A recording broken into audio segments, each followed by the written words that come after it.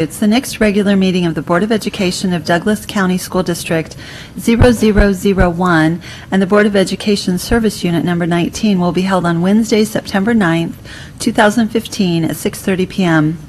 in the Board Meeting Room of the Teacher Administrative Center, 3215 Cummings Street. The agenda will be kept current and available for public inspection in the Office of the Secretary of the Board of Education at the Administrative Building during regular working hours. Pursuant to Section 84-1412 of the Nebraska statutes, the public is hereby informed that a current copy of the Nebraska Open Meetings Act is posted in the board meeting room on the north wall. Please stand and join us for the Pledge of Allegiance.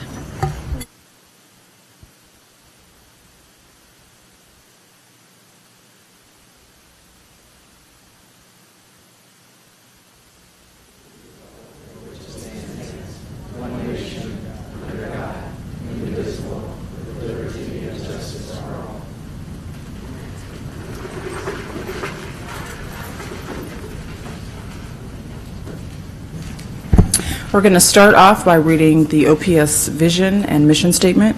Our vision, every student, every day, prepared for success. And our mission, Omaha Public School prepares all students to excel in college, career, and life. Very good. Okay, with that, Mr. Ray, roll call, please. Fay. Here. Godding. Here. America. Present. Scanlon. Present. Snow. Underwood. Vargas. Here. Wayne. Williams. Present. 7 present. At this time, I would accept a motion to approve the excused absence of Ms. Underwood. She had a work commitment this evening. So moved. Second. So motion by Ms. Williams and a second by Mr. Scanlon to approve the excused absence of Ms. Underwood. Roll call, please.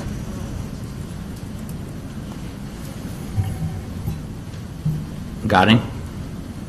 Aye. America. Aye. Scanlon. Aye. Snow. Aye. Vargas. Aye. Williams. Aye. Fay. Aye. 7 aye. Motion carries. This time, we will have the school spotlight, and Mr. Andrews, you're up.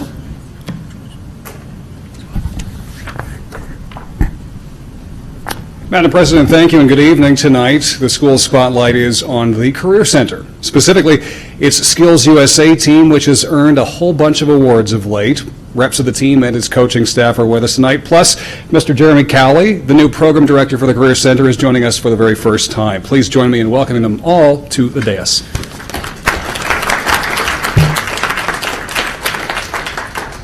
Madam President, Board of Education, thank you so much for having us here this evening. I want to share with you our newly developed mission down at the Career Center.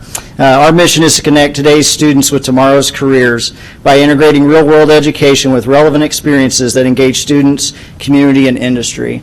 And one of the ways that we do that down at the Career Center and across this district is through student organizations. And we have some outstanding students and one of our staff members here representing Skills USA. So I'm going to turn it over to our Skills USA advisor, Mr. Ryan Hunter.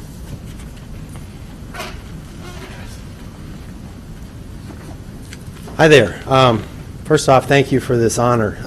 I feel like when things start to get inspired, momentum starts to pick up and people start to notice. And just want to give a little bit of a brief. I'm Ryan Hunter, lead advisor, and then this is Sean McArdle and Carter Jansen, two members that made it all the way to the national competition in Louisville in June. But I really believe that it's a story that you'll enjoy here, and it's just a really good, feel-good story for our district. It started with the school. I guess I'm not a person that likes to put myself on a pedestal, but they felt the vision that, hey, we would like you to be lead advisor. That was the first step in me kind of getting engaged in this process. And then Ken Spellman came down and beginning of the year last year and said, hey, we're the biggest career center in the state of Nebraska, and we really need our skills chapter to represent that and really push to try to be the biggest chapter in the state.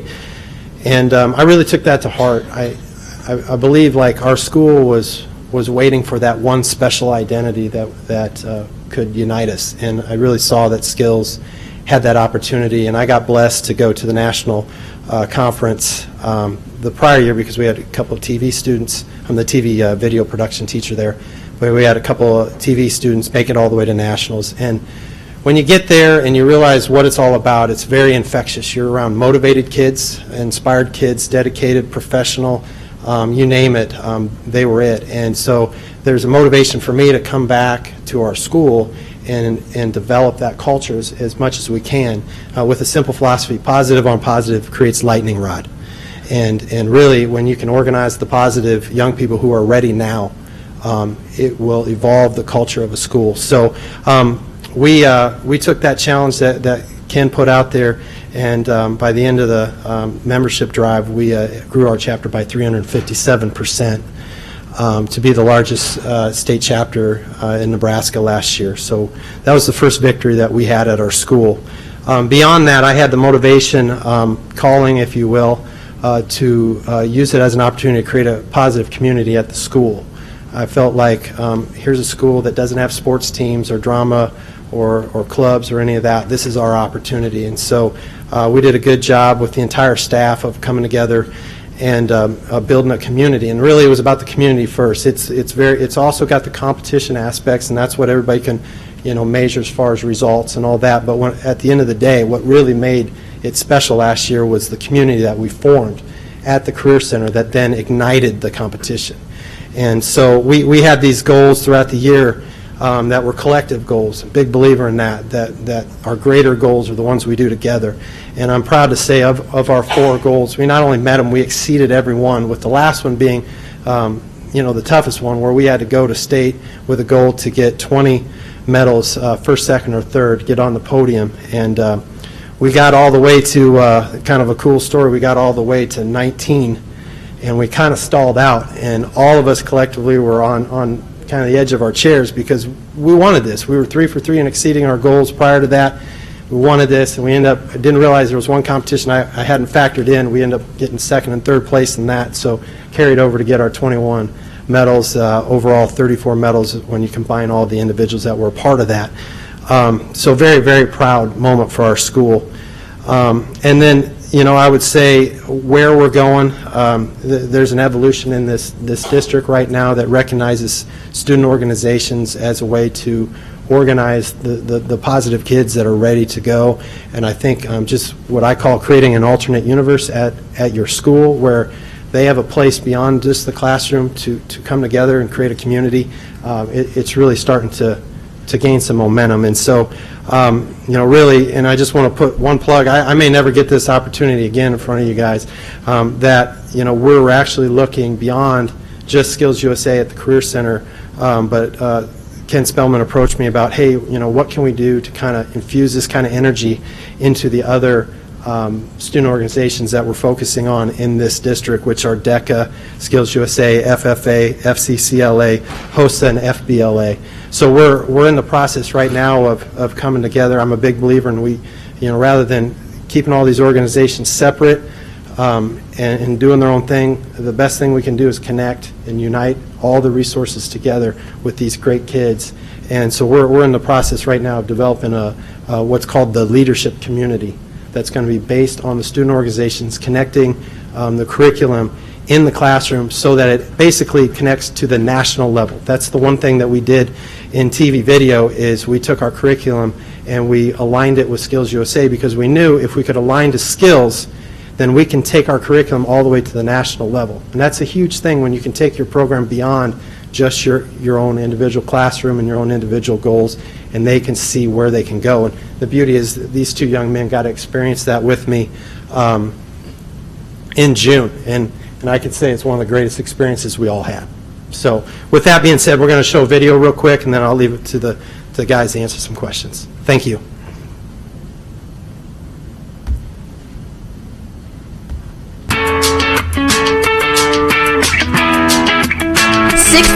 OPS Career Center students have been hard at work preparing for this week. In April, individuals and teams competed against hundreds of their peers at the Skills USA state competition at the CenturyLink Center, where they test their knowledge and skills in the career field they study. It was life-changing. It's really a unique experience when you do something you love and you actually get awarded for it. I was pretty confident. I thought I was going to win. But I definitely felt a little rush. I was too excited. Tim and Sean went up against 7 other teams from across Nebraska in the video production competition, from audio and radio production to carpentry, construction, and welding. Over the course of 3 days, students persevered through stiff competition, and they finished as champions. We had 20 minutes for each category section that we had, and we went unbelievably fast. Out of 23 students, Tess came in second place. She recalls what it felt like to hear her name called for an award. I didn't know what to do. I just kind of stood up, and then I was like, and then my mind was dumb. It was gone, and walked off, and it was bye. And then they put me in a jacket and pushed me up on stage. I was all I don't even know what I'm doing right now. OPS Career Center students placed in other categories too, including photography, health occupations, and broadcast news production. Headed into the competition, the Career Center chapter established 2 goals: increase chapter membership and win 20 awards at state. Students walked away in victory with 21 awards, and according to the Skills USA State Director, the Career Center had the largest member increase in a decade. The hard work paid off for Tim and Sean. They came home with first place medals around their necks. I think we won the right to say we're the best in state. I think my most favorite was when I won, and that kind of opened a lot of doors for me because I wasn't really that confident in myself, but winning and stuff, it really helped. I feel more confident and I'm ready to go win at Skills Nationals. Kids for next year are watching this right now. They better do this. It's no joke. It's hard, but you will have more fun in this than you will in anything else.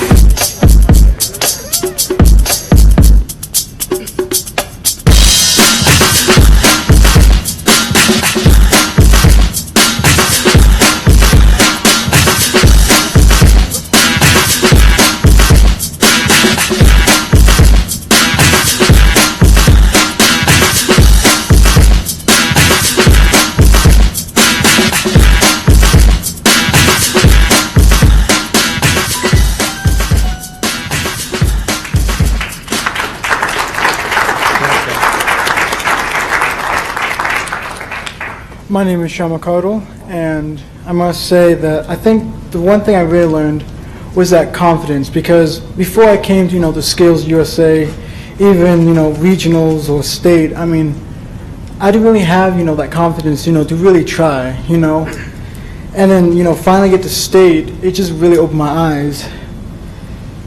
And because of that, things really have propelled forward to where I am today.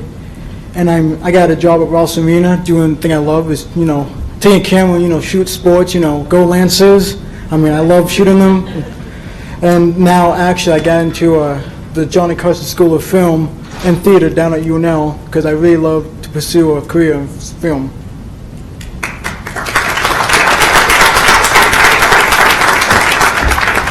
Hi, my name's Carter Jensen, and I'm involved in the broadcast news production.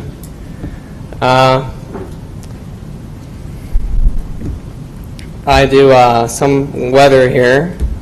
I actually did a job shadow at KUTV, and that was a pretty good experience. Get to see how they do all the work and see how they make all that stuff.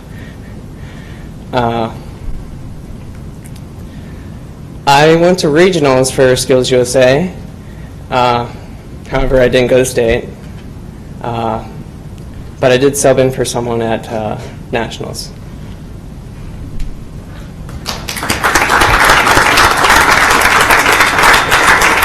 That's awesome. What a great story. Thank you for bringing us the video, too, so that we could just see the exciting things that are happening with our students in all areas in the district. So this was great. Does anyone on the board have questions? Mr. Scanlon, of course. I just would like to commend you guys. I think that I've been down the last 2 years to the CenturyLink to see the Skills USA, and it's an amazing event that so many broad skills that are being represented down there, and you guys, doing so well. I guess a question I have for you is, which high school do you attend, and what got you to go to the Career Center? Because it's, I guess, not as common to leave your home high school, and I've been a big believer that the skill that you can develop in high school is very valuable, and I'd just like to see how we can promote it more. So I went to Burke High School and I graduated. And what really wanted me to come to Career Center is that ever since I was young, I was like, how did they do that shot, Like, how did they make the guy, come out of the window and, follow him and stuff? And it was just really inspiring, and I just really want to learn how to do that. And so when I saw, on the brochure that it said they had, TV/video production, I was like, yeah, sign me up. And I got in. I was like, wow, yeah. I go to Central High School. I guess what made me come to the Career Center is I was looking for something else to do. And I'm glad I found TV broadcasting because I really enjoy the class. I did it in middle school, and we do a lot of fun stuff. Great. Does anybody else have any other questions? Well, thank you so much for being here and for sharing your stories with us, because it's extremely inspirational. So we appreciate that, and we look forward to all the exciting things that will come from the Career Center, and thank you for your leadership and welcome to this new role. So very good. Can they come around and shake all our They hands? can. So come on around.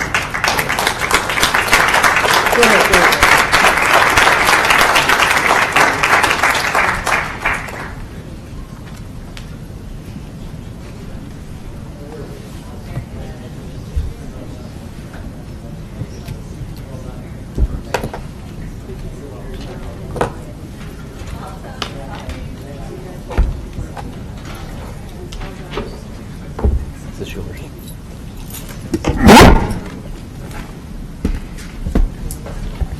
Okay, with that, we are going to move on to Board and Superintendent Communications. The Treasurer's Report, I think, is attached, and The Treasurer's Report is presented for your review, and I'd be happy to answer any questions you might have. thank you very much. With that, we'll move on to Superintendent Report. Thank you, Madam President. We spend 2.5 months, approximately 3 months, preparing for the start of the school year. We have lots of retreats, lots of training activities, lots of opportunities to bring on new staff, whether it's new teachers, new administrators. And I have to say, all of that work is paying off. When we had our start of the school year last week, I was able to visit approximately 30 schools, and I will tell you, it's one of the best starts. This is my third start now in OPS, and I saw a ton of smiling faces from teachers, administrators, students, across the board, really feeling good about the start of this school year. I think some have seen some of their preliminary achievement data, and they felt very good about that. And the others are seeing some of the bond work impacting their schools. And if you go through our schools, you'll see some getting fire sprinklers, some getting badge swipes, and some, like Ponca, getting nearly a brand new school, as they almost have that school gutted. And President Gotting and I had an opportunity to be a part of a groundbreaking activity this last week. And another great example of the impact of the bond issue that this board supported and this community supported. And you can feel the energy with our staff and young people as that work begins to gear up. So I want to thank the board, the community, the staff for the bond issue, for the great beginning to our school year. I have no doubt this is going to be another record-breaking year in multiple areas. And by the way, one of the record-breaking areas is going to be attendance. Every school I was at, attendance is either the same or up, and the majority are up. I think we are going to have some huge enrollment increases when it's all said and done this fall. I was shocked to see some schools, and you may have read in the newspaper, schools that haven't always been as high For example, Northwest High has now got a closed freshman class, 23% growth in the Benson High attendance.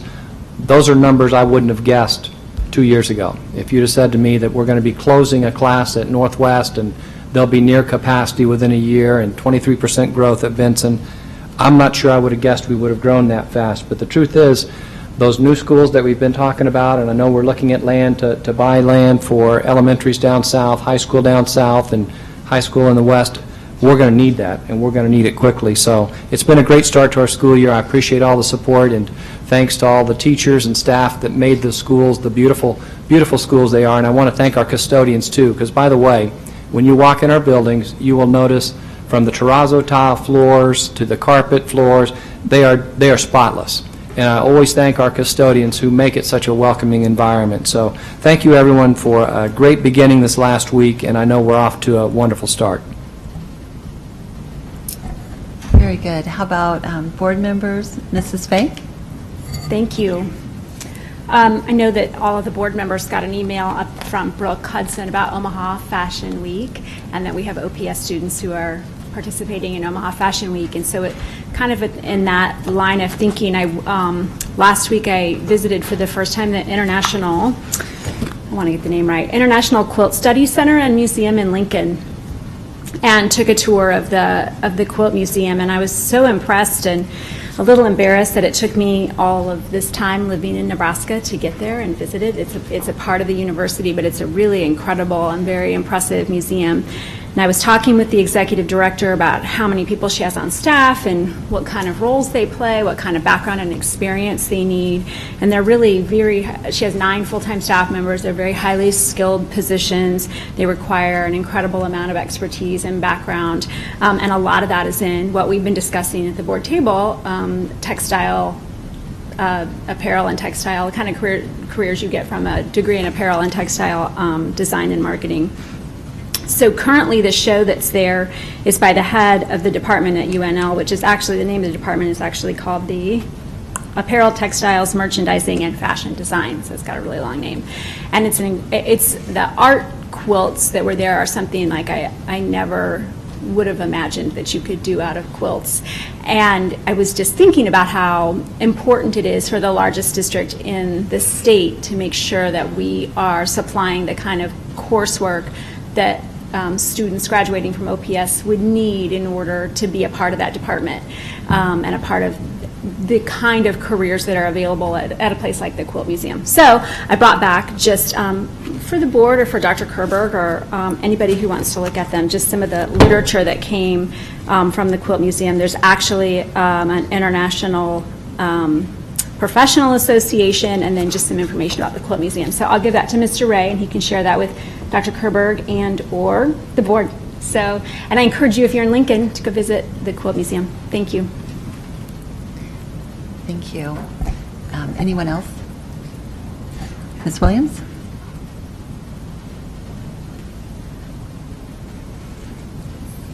I would just like to say that, my youngest daughter is now at Crestridge in the dual language program, and it continues to amaze me the number of parents that opt their students into that program that are not in the home attendance area and that are not necessarily Spanish speaking at home families. That it is just such an amazing program that I think that parents throughout the city and the greater Omaha area have seen the value that program gives to students that are going through it. That it's just one of those that I would really encourage OPS to. I know that they are trying to expand it. It's just trying to get qualified teachers that are dual language qualified, but it is just such a fantastic program that we have that I don't think any of the neighboring school districts provide. So I think that it's just great to hear the parents' enthusiasm as they come into the district and opt into the district, that is a very valuable program that I would encourage to expand as much as possible. Ms. Williams? I'll go. I was trying to let everyone else go first. Let me start with this past weekend. We had our state association, Nebraska Association of School Board meetings, and we are also currently under strategic planning, and so all the work that we've done here will come in great value at the state association. But really looking at ways that we continue to partner with just across the state.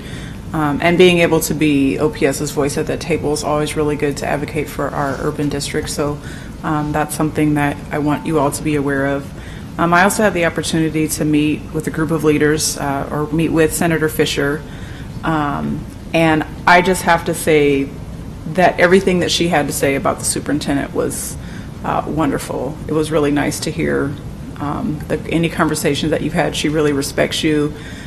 She just said lots of great things about you, and so I just wanted to have that acknowledgement that the hard work that you're having here in the community is really paying off. And again, we weren't meeting to talk about you or OPS. However, that was one of the first things that she said to me. So thank you for your leadership.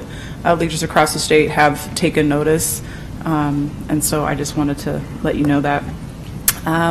And of course, the first week of school was off to a roaring start.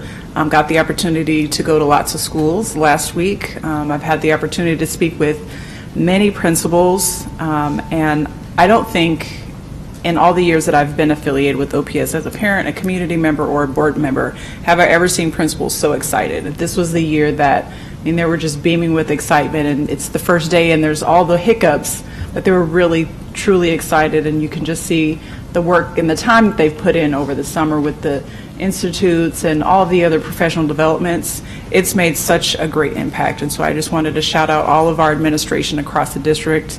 And then lastly, Mr. Travis Salas back there, our Director of Transportation. I know that you've had many phone calls in the last few days, and thank you for that. I know a lot of parents are frustrated in trying to get the busing just right for the year, and he's just been so very cordial, and I know I've personally sent some stuff his way from parents, and so wanted to recognize that we understand what a huge job you have, and you're on it. Any complaint or any challenge that you have, you take care of it right away. So I wanted to let you know that.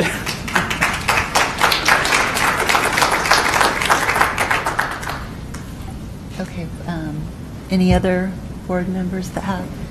I just want to share that I did, as Mr. Evans said, have the opportunity to be at Ponca at the groundbreaking ceremony, and it was just such a treat to be with the kids and the teachers and the parents who were so excited.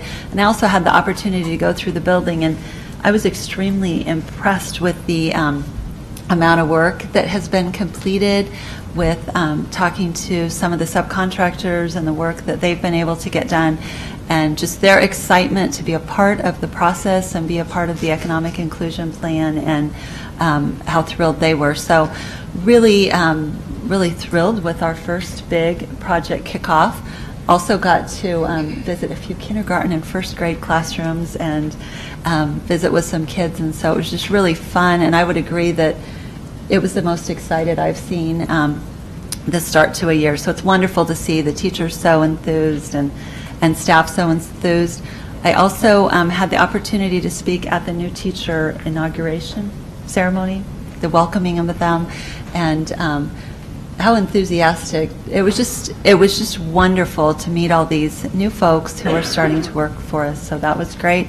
I was at a separate event with Senator Fisher, not the one that Yolanda was at, or Ms. Williams, and Senator Fisher also shared with me some of those same sentiments, that she is so pleased that she can have a superintendent in the state where she can call upon and know that he will give accurate information and provide good resources. So she was very, very complimentary as well. So I just am excited for the start of the school year. I know my kids are excited, and it's been fun to see at my house as well. Mr. Vargas. Thank you. Sorry, very quick. Sorry, I had the opportunity to attend City Sprouts nonprofit. They had a gala this weekend, and I just wanted to recognize the work that they've been doing because there were a tremendous number of current OPS students that are interns through this program, and many at Metro that were OPS graduates, and hearing their stories of why they are doing the work, and specifically around sustainability, community empowerment, and also just City Sprout identifying these opportunities within the community for students to have internships and the benefits of that. It was fantastic to hear them talk about it and hear their story and hear that they're OPS students and graduates. So just the kudos to City Sprouts, but also kudos to our schools for making sure we have the connections to these types of opportunities in different career fields.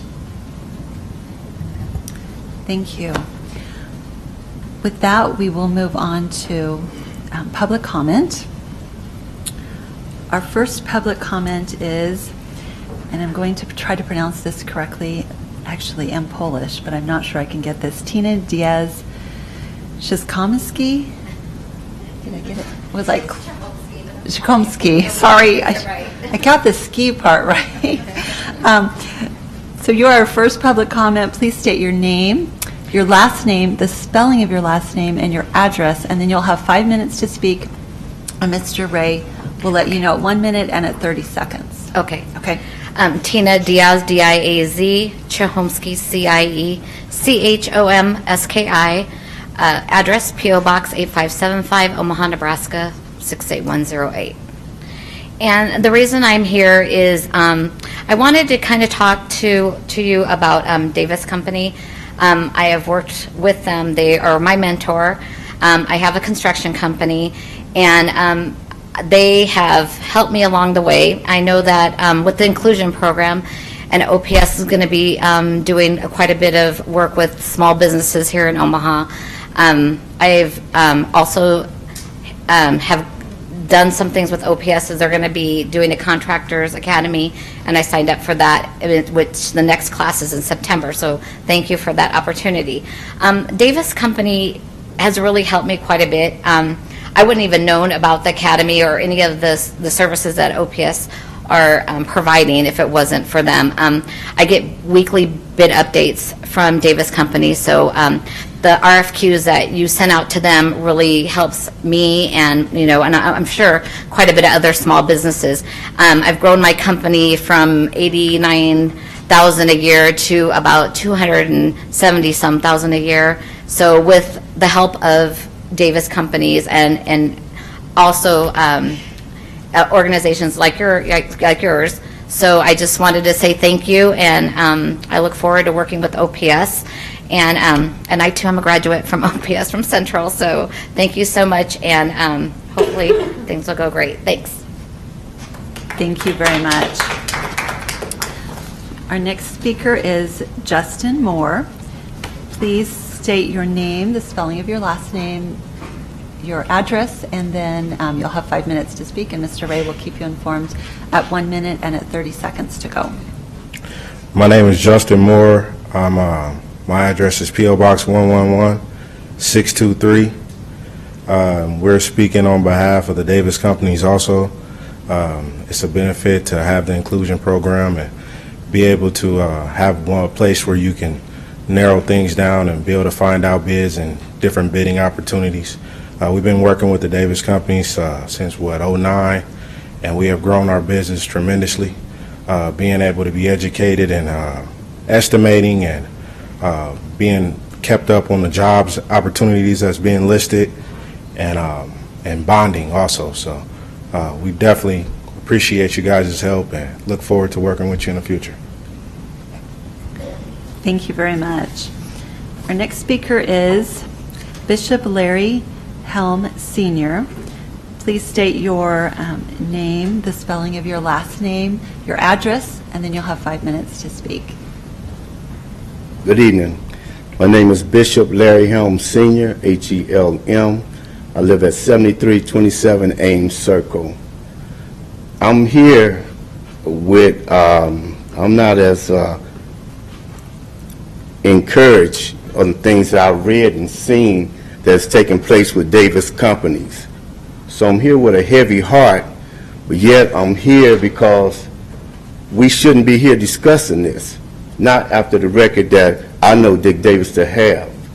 I've known him for 35 years, and he's helped all these contractors. I've called him and told him about certain contractors who I know that didn't have anything but a truck and a tool belt.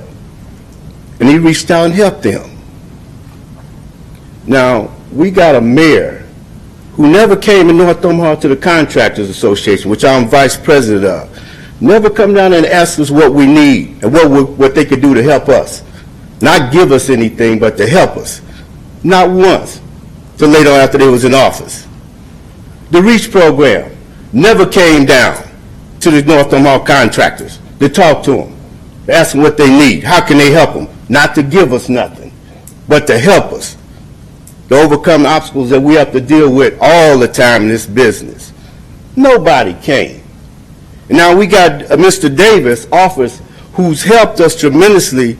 If you go to try to get some bid packages and blueprints, they want to charge $125 or more. It's just think you got 5 or 6 projects out there you want to bid. You can afford that.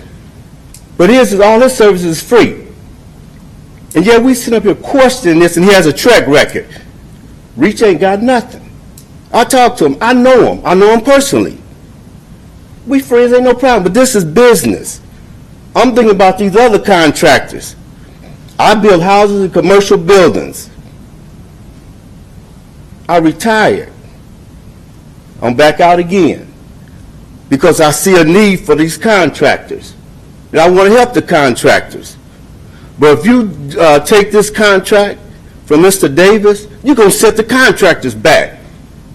This ain't about patting you on the back, patting the mayor on the back. It ain't about that. It's about these contractors that are struggling, trying to make a decent living. And I see people every day got their jobs and going home and sending their kids to college and driving out in the North Omaha with their boats and everything else. And these contractors got a truck and a hammer hoping they can find some kind of work to do. They ain't handymen. They businessmen. And they have the knowledge to build a whole city if you give them the opportunity to do it. I know. I'm one of them. So I just ask that y'all give Mr. Davis his contract and extend it. Because if you cut it off, you're going to set us back. That's exactly what you're going to do. So keep that in mind. Thank you for your time. Thank you. The next speaker is Elijah Al-Ali. Please state your name, your spelling of your last name, your address, and then you'll have 5 minutes to speak. And Mr. Ray will keep you informed at 1 minute and at 30 seconds. All right. Peace of God be with you. My full name is Carl Elijah Allison, Jr. Last name is A-L-L-I-S-O-N. I prefer to go by Elijah. Address is 10044, 68111. I'm president of Elijah Ali LLC, which is a audio and video production operation. Plus I also do consultant work with the chronically homeless vets, mostly dealing around cultural competency. We are certified through the Jacobs Company with OPS presently. The second hat that I'm wearing that I'm also being here for is the chairman of the Communications Committee from the Nebraska Black Chamber of Commerce, and also the present president. More so the latter is the reason I'm speaking to this, but I'm also basically personally concerned about the methodology as it applies to the implementation of the RFQ and the timeliness or the off-timeliness of it. Because of our position, we've also been involved in a lot of the action of the REACH program, along with the other types of implementations of special adaptive programs, similar to what you've done with the Jacobs Company. A lot of inconsistencies. We've been at the board meetings on how those two want to be applied and how Jacobs ended up where they ended up. There's some questions as it applies to the REACH program and the Chamber of Commerce through the Minority Economic Development Council receiving a position through the City of Omaha as it applies to applying the same type of program that the Davis Company had prior to that. And I say the same type of program for it's hard for us to understand and conceive the ability of Omaha Chamber of Commerce to do this type of work, particularly when they don't have that much direct involvement with the traditional African American community, and without speaking out of place, probably also with the Spanish-speaking community.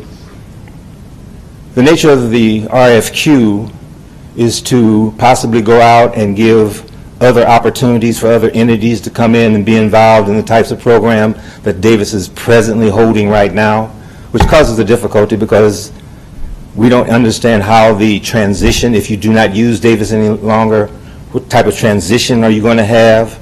That's a concern to us because when you're a day late and $1 short in the first place, you really don't need anyone to call time out in the middle of anything that you're trying to develop. Our community has been hurting in this town for good over 40 years, since the closing of the packing houses and the railroads. Contracting, and particularly in the construction field, has always been a method of growing and developing not only the community, but families and structures, of which just the visible part of North Omaha, you can see, has been tremendously left out in that aspect. For the Omaha Public Schools to, one, identify and join with an effort with the REACH program through the Chamber of Commerce, don't quite understand that, but we'll go into that in another date, I'm sure.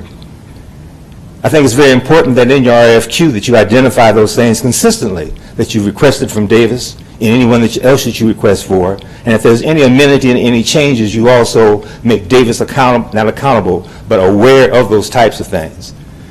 And here again, the most important is your decision and the timeliness of your decision if you decide on using someone else, and that transitional period, of which there should be none, and not so much for the two entities, the ones that are receiving the client or Davis Company, but for the people that have been working diligently throughout this system to get to a certain point and working up under Davis and then having to turn around and do some other kind of things if it is decided that way or vice versa.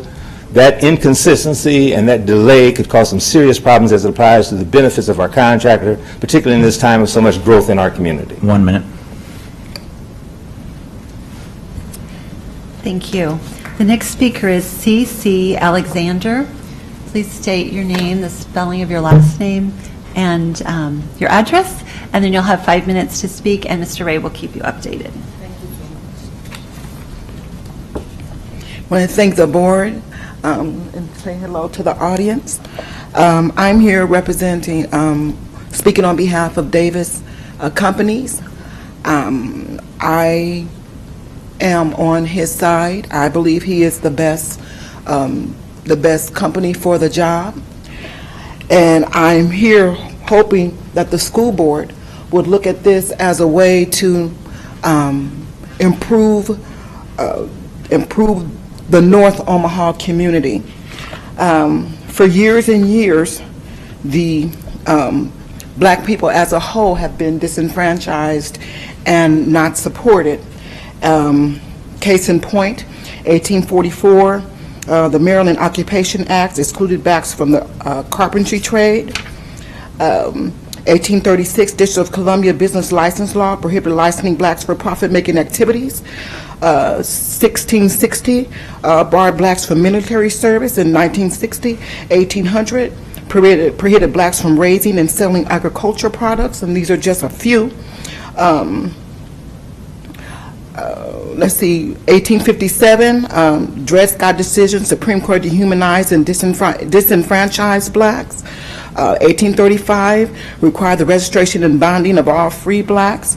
Let's see, 1845, the Georgia contracting law prohibited contracts with black mechanics.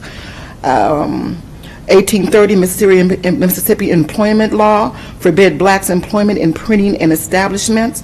And I can go on and on and on from 1600, 1700, 1800. And what I'm praying is that this won't happen again until the year 2015, that we can treat others as we want to be treated, that we can love our neighbor as we want to love ourselves.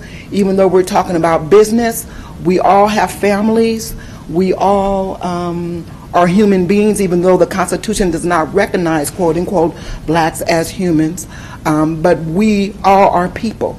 And I'm praying that the board can put yourselves in our shoes and say, it's time to change things. It's time to stop tradition of disenfranchisement and exclusion and things of that nature, and let's do the right thing for people, because everybody is what makes America great, not just one group of people or two classes of people, but everybody here is who made America great if you check your history. And I'm asking for fairness. I'm asking for just fairness from the board. Thank you so much. Oh, did I get my name? I apologize. Did I get my name? I did not. I don't Okay. remember that you did, and I'm apologize. sorry. I should have stopped you. I'm sorry. I apologize immensely. My name is Celelia Alexander, Celia. I gave my nickname, which is CC. I live at 4112 North 19th Street, Omaha, Nebraska, 68104.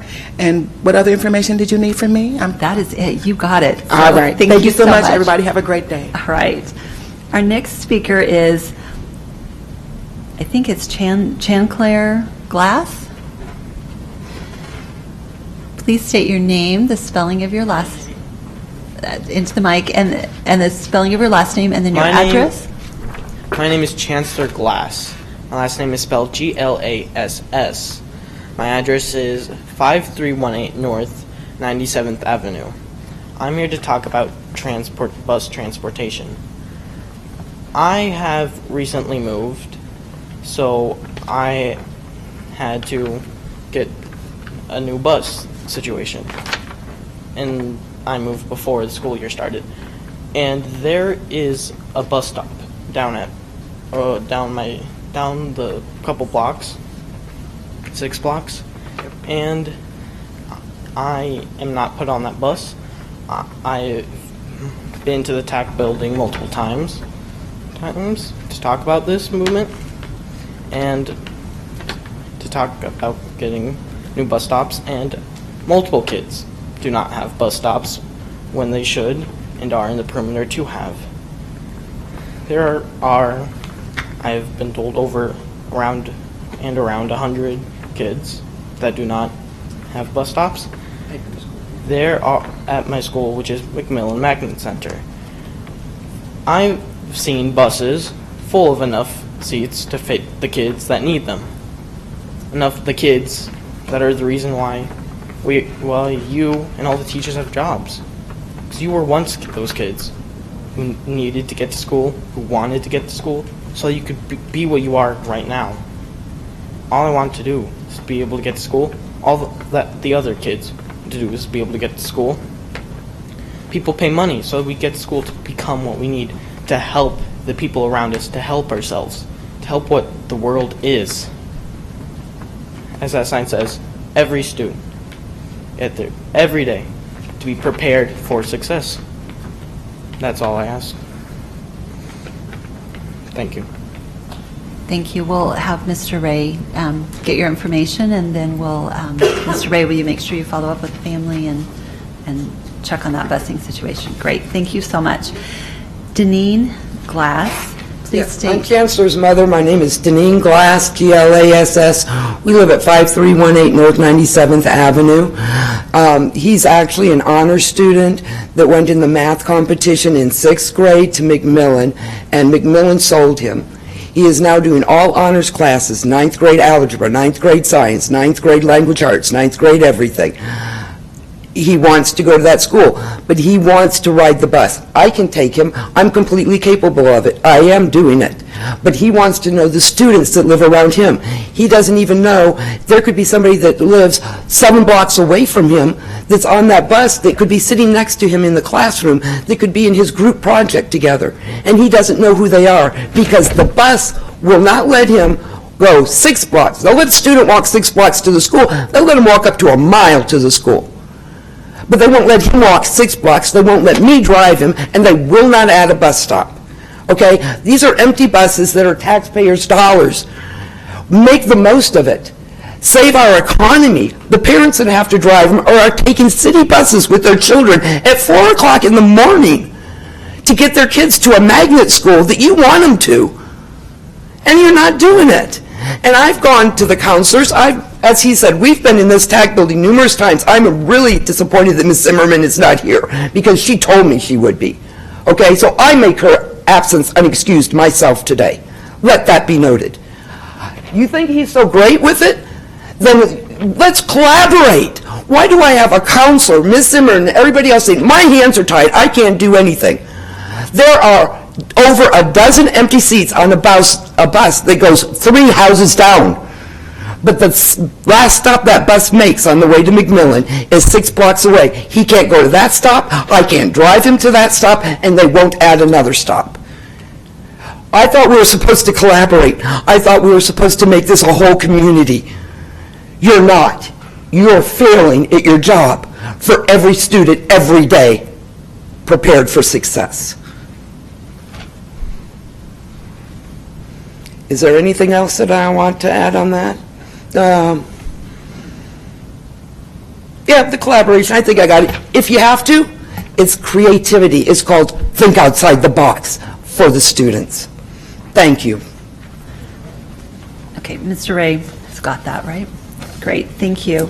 The next public speaker that we have is Alex Gates. Please state your name, your spelling of your last name, your address, and then you'll have 5 minutes to speak. Hi, my name is Alex Gates, G-A-T-E-S. I live at 2612 North 97th Avenue, Omaha, Nebraska 68134. I'm here this evening to bring up a few concerns with transportation services. If I understand correctly, we're spending $37.6 million per year on transportation services, but I don't think we're doing a good job keeping our service providers accountable, and I don't think we're doing enough to make sure all students have reliable transportation to and from school. I'll begin with an issue that came up a couple weeks ago. Over the summer, we met a wonderful immigrant family from Russia who have 3 children at the Omaha Public School District. They live near us, and their children attend our neighborhood school. Their oldest son is a freshman at Burke High School. When they moved to Omaha in March, their oldest son was a student at Beveridge Middle School. He walked to and from school every day, and it's exactly 5 miles according to Google Maps, which estimates takes 1 hour and 44 minutes each way. And it's not the safest walk either. All routes eventually have to cross Dodge Street. Now that the student's a freshman at Burke, the walk is a bit shorter, but it's still 4.4 miles each way. Before school started this year, we made a few phone calls to try to figure out bus stops, pick up and drop off locations. And that's when I learned that OPS does not provide busing to any high school students who attend high school in their home neighborhood. So I made a few more phone calls and sent a few more emails about other options that might be available for this student. On August 8th, 2015, the student received an email from Burke High School, which was sent by an OPS.org email address, that included an application to sign up for a, quote, parent pay busing option. And I don't remember the exact cost, but I think it was close to about $700. Now, $700 for rides to and from school is incredibly expensive and nearly impossible for folks on a tight budget. But in this case, it's the family's only option. So we called Student Transportation of America on August 14th to see if we could sign up this student for busing to and from Burke as part of the parent pay option. The woman I spoke to on the phone was very nice, but she explained that she had, quote, absolutely no idea who sent the email from Burke High School. She said the deadline to sign up for parent pay busing was July 31st, a whole week before Burke even sent the email out with the application. She also indicated that there simply wouldn't be any time to set up this new route, and therefore no parent pay option would be available for any Burke High School student. Now, it goes without saying, but I'm going to say it anyway. It's unreasonable to not provide busing for high school students who need it. The students whose parents work different hours, or those students whose parents don't have access to a car, they still need to get to school. Now, the decision to not provide busing for high school students will hurt the kids who need it most. And those kids are already most likely at a disadvantage. So I'm encouraging OPS to make reasonable efforts to provide busing for high school students to their home school if they live a certain distance from the school and can demonstrate a need. Now, I am not quite sure how this student is going to walk 8.8 miles this winter, but he's tough. His family moved here from Russia with 4 suitcases and a dream of becoming American citizens. I don't think he's going to let another 8.8 miles get in the way. But please, for the sake of every other student who needs a warm, safe ride to school, provide busing. It's the least you can do. Now, one other quick note about busing. My 9-year-old daughter is a 4th grader at Wilson Focus, and she takes the bus to and from school every day. On Friday, she arrived home 1 hour and 40 minutes after her scheduled drop-off time. Today, she was 50 minutes late. On Friday, the busing company was apparently short-staffed, so they scooted all the kids from my daughter's bus onto a different bus. Now, the driver of that different bus didn't have any idea where any of these new students lived, so he dropped off all the other kids on the route and then parked the bus at Morton Middle School and waited for a different bus to show up to pick up these kids and finally get them home. 1 minute. Let it be known that it's nearly impossible to get a hold of anyone to find out where your student's bus is. Whenever I've called, they've been under high call volume and unable to answer the phone. But you can leave a message. When you finally get someone on the phone, they, honest to goodness, have absolutely no way to tell you where your student's bus is. No joke. They actually have to hang up the phone, call the bus driver, and get a report back where the bus is located. Now, should we really have bus drivers being distracted, reporting locations while driving? Now, according to the budget, it looks like $23 million is spent on contracted services in the Transportation Department. For that kind of money, I'd expect to be able to log into a website and see exactly where my child's bus is updated on a live map. But let's be serious. I'll settle for a busing company that can actually employ enough drivers, answer the phone, and locate a bus without having to call out to the driver. We can do a lot better than this. Thank you. And Mr. Ray, would you follow up with Mr. Gates? Thank you so much. Our next speaker is Ernie Boykin. Sorry, Ernie. Would you please state your name, the spelling of your last name, your address, and you'll have 5 minutes.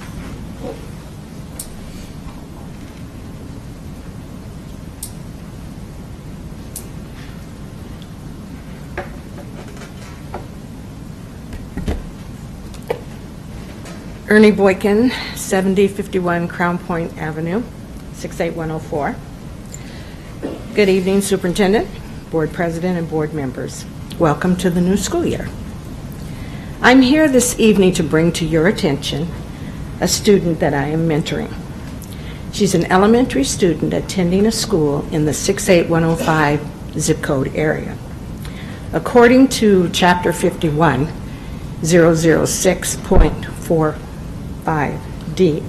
4D2, she is classified as developmentally delayed. I hate labels, I'm sorry. This young lady has again been passed on to the next grade level, and ladies and gentlemen, she cannot comprehend what is read to her. She came to my attention last fall when she was put into my classroom where I work. I asked the students to read their favorite story and then tell us about that favorite story. When I gave the assignment, she was flipping the pages so fast that I just knew she wasn't reading the pages.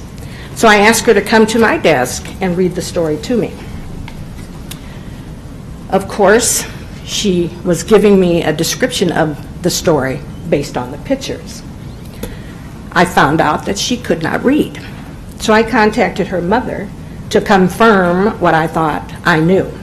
And yes, she cannot read. I had an opportunity to observe her in her school classroom. I spent several hours watching the teacher, who was very dedicated, and looking at her IEP, this student is not getting the number of hours of educational enrichment that she should be getting. I attended the parent-teacher conference with the parent. We talked about a plan of action. I told the teacher, send things home with this student so that I could work with her where I work, and I have 2 hours to work with her until her mother has to go home. I'm still waiting for those materials to be sent to me so that I can help this child learn how to read. She's already doing things to get attention. And we know the drill. Sooner or later, she'll be classified as BD. We're trying to keep that from happening. In 2012, the Annie E. Casey Foundation released information about a multi-year study that they did on students that they tracked to observe the connection between elementary proficiency and high school graduation. The study found that 88% of the students who did not graduate were poor proficiency third grade reading students. This is our concern. This child has been promoted to the third grade and she cannot read a sentence in a book. I want to know how each student every day is going to learn to be successful when they cannot read. I've offered my services. Where I work, we've offered our services. We cannot get the school to give us the information that we need to assist this child in the area that she's in. This indicates to me that there is not the commitment from the teachers or the staff at that school to see that the student is successful. Now, I want to know, I know you can't answer me now. 1 minute. But I want somebody to tell me what we're going to do so that this child can read and not be socially promoted every year so that she becomes a disciplinarian nightmare at this school. The parent, the student, and I want to know what we can do so that this child can be successful. 30 seconds. You know, I work with a lot of students, and this is just has stressed me out. I can't understand how a child is supposed to do any other subject if they can't read. We need to do something for this student and the parent. Thank you. Mr. Evans, would you work to follow up on this? Thank you so much. Thank you.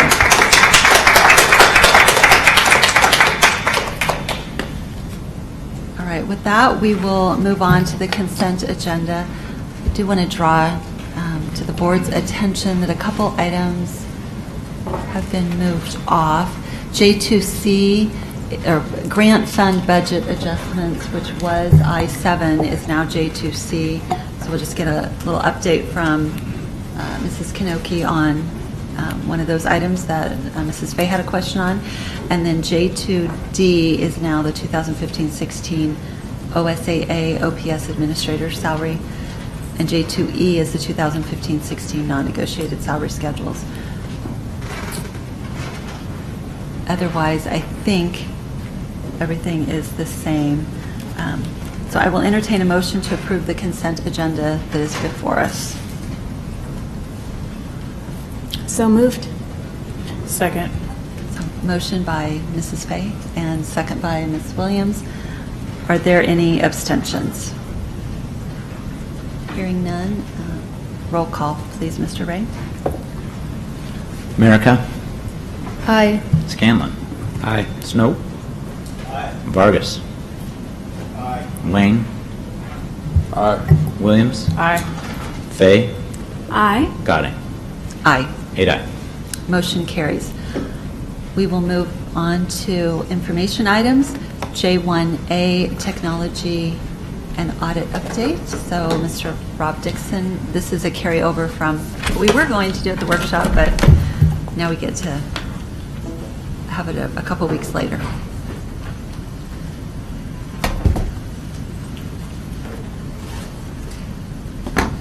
Get hooked up here.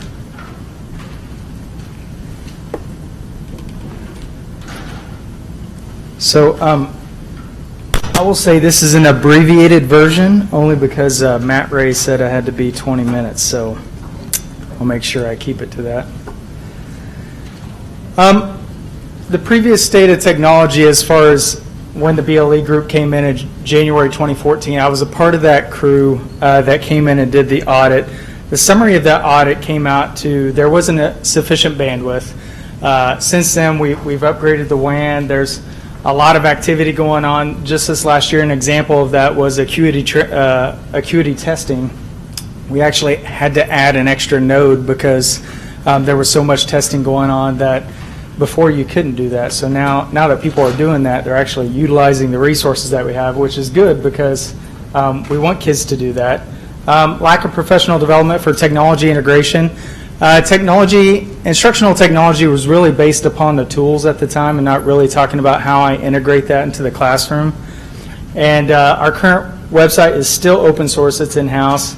We're going to be looking at that this year. I know that that's a priority for the strategic plan. Many discrete management systems, we're looking at things like, we'll talk about a PeopleSoft upgrade. Obviously, we moved off First Class this last year. And then the data integration between systems. Looking at the life cycle, planned obsolescence, I think it's important to look at how we adopt devices within the district. We've really had a site-based management as far as that goes. The buildings have really made those decisions on technology, and now we're looking at refocusing and giving more attention to what the district needs are. And then moving to different processes for digital materials, really getting ready to do a digital curriculum adoption. I think that's important.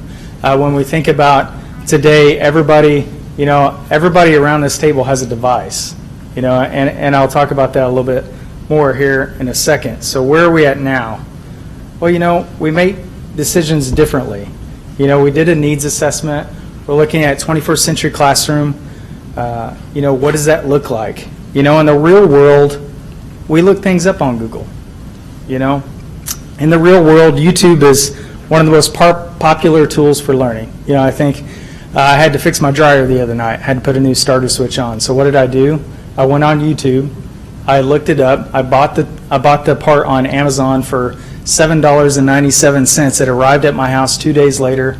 I put it in myself, watching the video about 10 times, making sure I did the part right. In the real world, finding information on the internet is a resource. In the real world, my job doesn't ask me things I can Google. I just use critical thinking skills. In the real world, I just use my phone for everything, right? So every single one of my kids, I have 3 kids in the district. I have 2 at Central and 1 now at Lewis and Clark. Every single one of them has a phone. And, whenever we looked at changing policies this year and we talked about having cell phones being able to actually be used in the high school, I think that was a big step for OPS. And it was a good step. It's looking at moving things from an additive to a transformative. When you have that why, and in the previous graph, we showed the what, and I think for so many years OPS had its sights on the what. It was what it was about, and what the buildings needed. And now we're looking at the why and really talking about what does collaborative learning mean. And I think it's important because once you have a strong why, that device becomes easy. So whenever you talk about things about what the 21st century classroom should look like, is a board mounted? Or is it something that could be movable? Is it something that can transition back and forth? If you look in any of our elementary classrooms today, you're going to see all tons of groups happening. Those kids are transitioning in between. So as the rows and everything that we have within the classroom, is that what it should look like? I think those are all questions that we need to ask. Some of the strategies when we look at devices and how we look at that collaborative setting, we did a great partnership with Microsoft, and there's going to be 3 videos in this, I'm sorry, Matt, that I'm going to show. They're 2-minute clips. Some of them are around what we do right now, what we have access to, because we didn't have access to these tools before. And so looking at devices, looking at collaboration, trying to take what we have in the classroom and expand it beyond those boundaries is pretty important.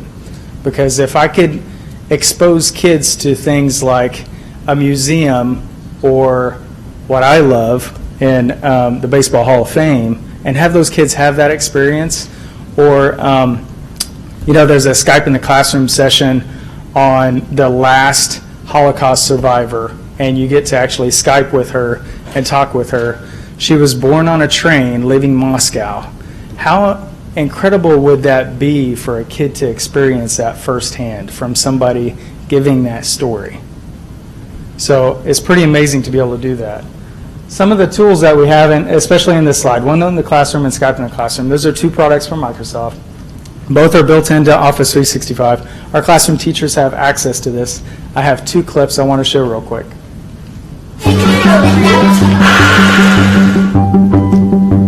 OneNote allows us to share information, it allows students to collaborate, and also it's a great way to share the information with the students.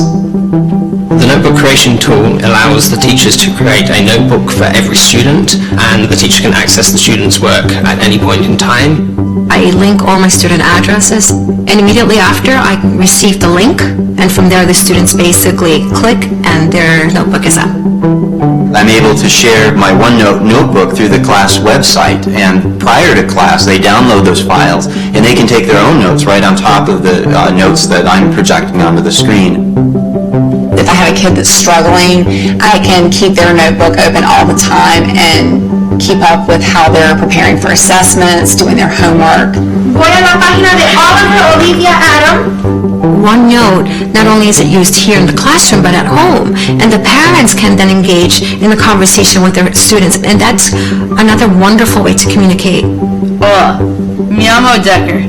Tengo 12 años. For the first time in the 20 years that I've been teaching, I can hear my students at home. They're able to complete the assignment, listen to it, see if they're content with their response, and then I could go home, listen to the particular audio. Me llamo Decker. Tengo 12 años. And respond. And I could respond via either typing or writing comments or recording my voice. OneNote has made me a better teacher because I'm more efficient, I am more present for the students. It's just opened up a lot of ways for me to show up as a teacher. I see the OneNote creation tool playing a huge part in the future of education. It allows us different ways to learn and to communicate in ways which we haven't been able to before. So that's a great example of expanding the classroom, you know, so that the students have access at home and have access to things that normally they wouldn't be able to do. The next video is really expanding it beyond those classroom borders.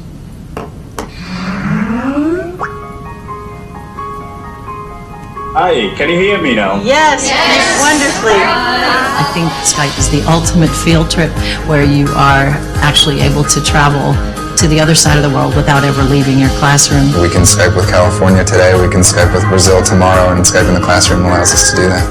This is live learning. This is not something you would get in a textbook or in any kind of newspaper article. Do you think that the U.S. presence is helping with the elections? Having Skype in the classroom just allows me to see a different type of viewpoint that wouldn't be accessible otherwise. When I look at poverty alleviation, the biggest kind of need and opportunity is just to get all kids, and especially girls, in school. Hi, Ben! We sponsor an orphan in Uganda. His name's Ben, and we pay for his school fees, his food. It feels really good that you've helped somebody with their life. You can start to teach the kids right from the beginning. They can grow knowing how to conserve the nation. We came up with roof harvesting, that it can harvest rainwater during the rain season. That's cool. The goal is to empower students to play a part in solving some of the world's problems. And Skype makes global learning possible in a way that we cannot replicate. Wow, there are people out there who really want to better the world and are working for it. We can actually do something. As educators, we're constantly trying to find tools for them to engage them, excite them, and make those connections to the outside world. It inspires us that we're really young, but we're making a difference in the world. Yeah! The more that we can foster connections, relationships, interactions with those outside of their own natural comfort zone, they'll be better global citizens. I am beyond excited about the opportunities offered through Skype in the classroom. And I'm hearing some of you ask if we can do this every Friday. I love that.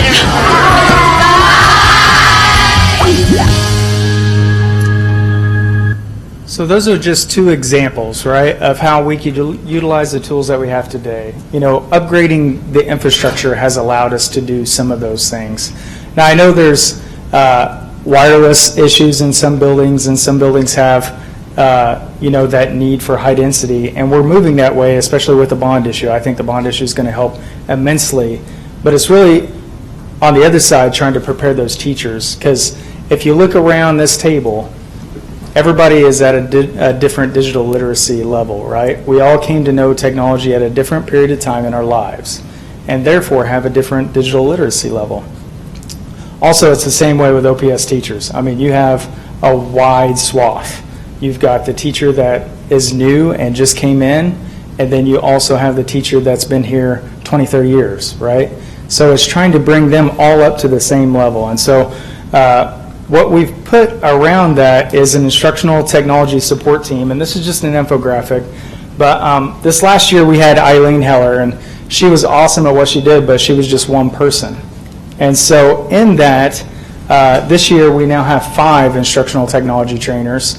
And I'll move to this infographic because this is one that I'll talk about all year long. You've probably seen this in podcasts that I've sent out. If you watch my podcast, you don't have to. Sometimes they're mundane. So really looking at developing that Innovation Academy. So a part of the Microsoft partnership that we had this last year that we started in late July and began planning out our Office 365 implementation, which happened on October 20th. We talked with them about professional development because we knew we only had Eileen, and how do we bring a user adoption rate to a high level? Because user adoption, you know, especially with a district this size, it can take years. And really, we've done an incredible job over the last year to make that happen. And I think it's really because OPS was right. Obviously, we have new leadership. You see new leadership around this table. And we also have a great strategic plan. So everybody was willing to change. But developing this Microsoft Innovative Educator program, Microsoft came to us and said, hey, we want to develop a unique relationship. And so that relationship has in turn turned out to be a Compass program, which is only OPS and the other education entity in Compass is University of Miami. So us two entities are shaping Microsoft products right now for the rest of education.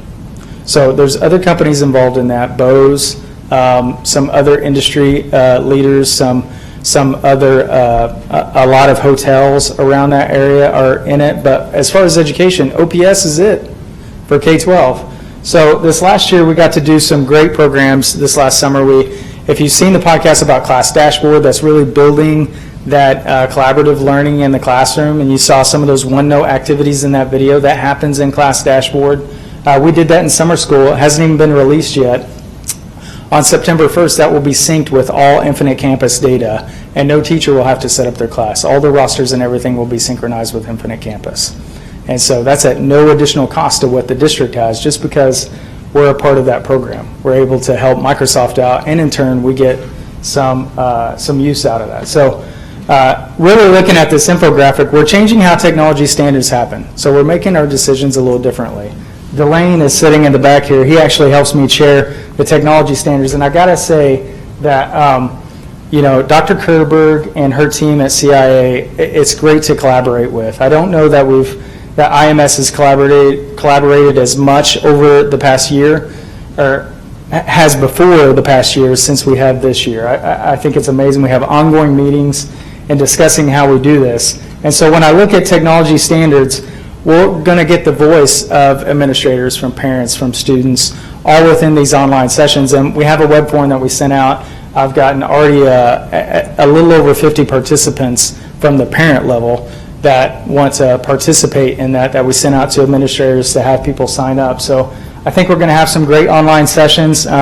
Students, as far as that goes, we'll look at secondary, having some student body presidents and some others contribute to that, to have a voice in what that technology should look like. Because I think having those high schoolers, they've been through it. You know what I'm saying? They know what it was like, and they know how they think it should change. And so I really want to take that and use it because I think it's important. So then moving on to the Innovation Academy, which is really Microsoft Innovative Educator Program as well as Common Sense Media. So the district does have a Common Sense Media person that is half paid for by a Sherwood grant. That's unique. You know, there's only 7 districts in the nation that have a Common Sense Media person that's involved in digital citizenship.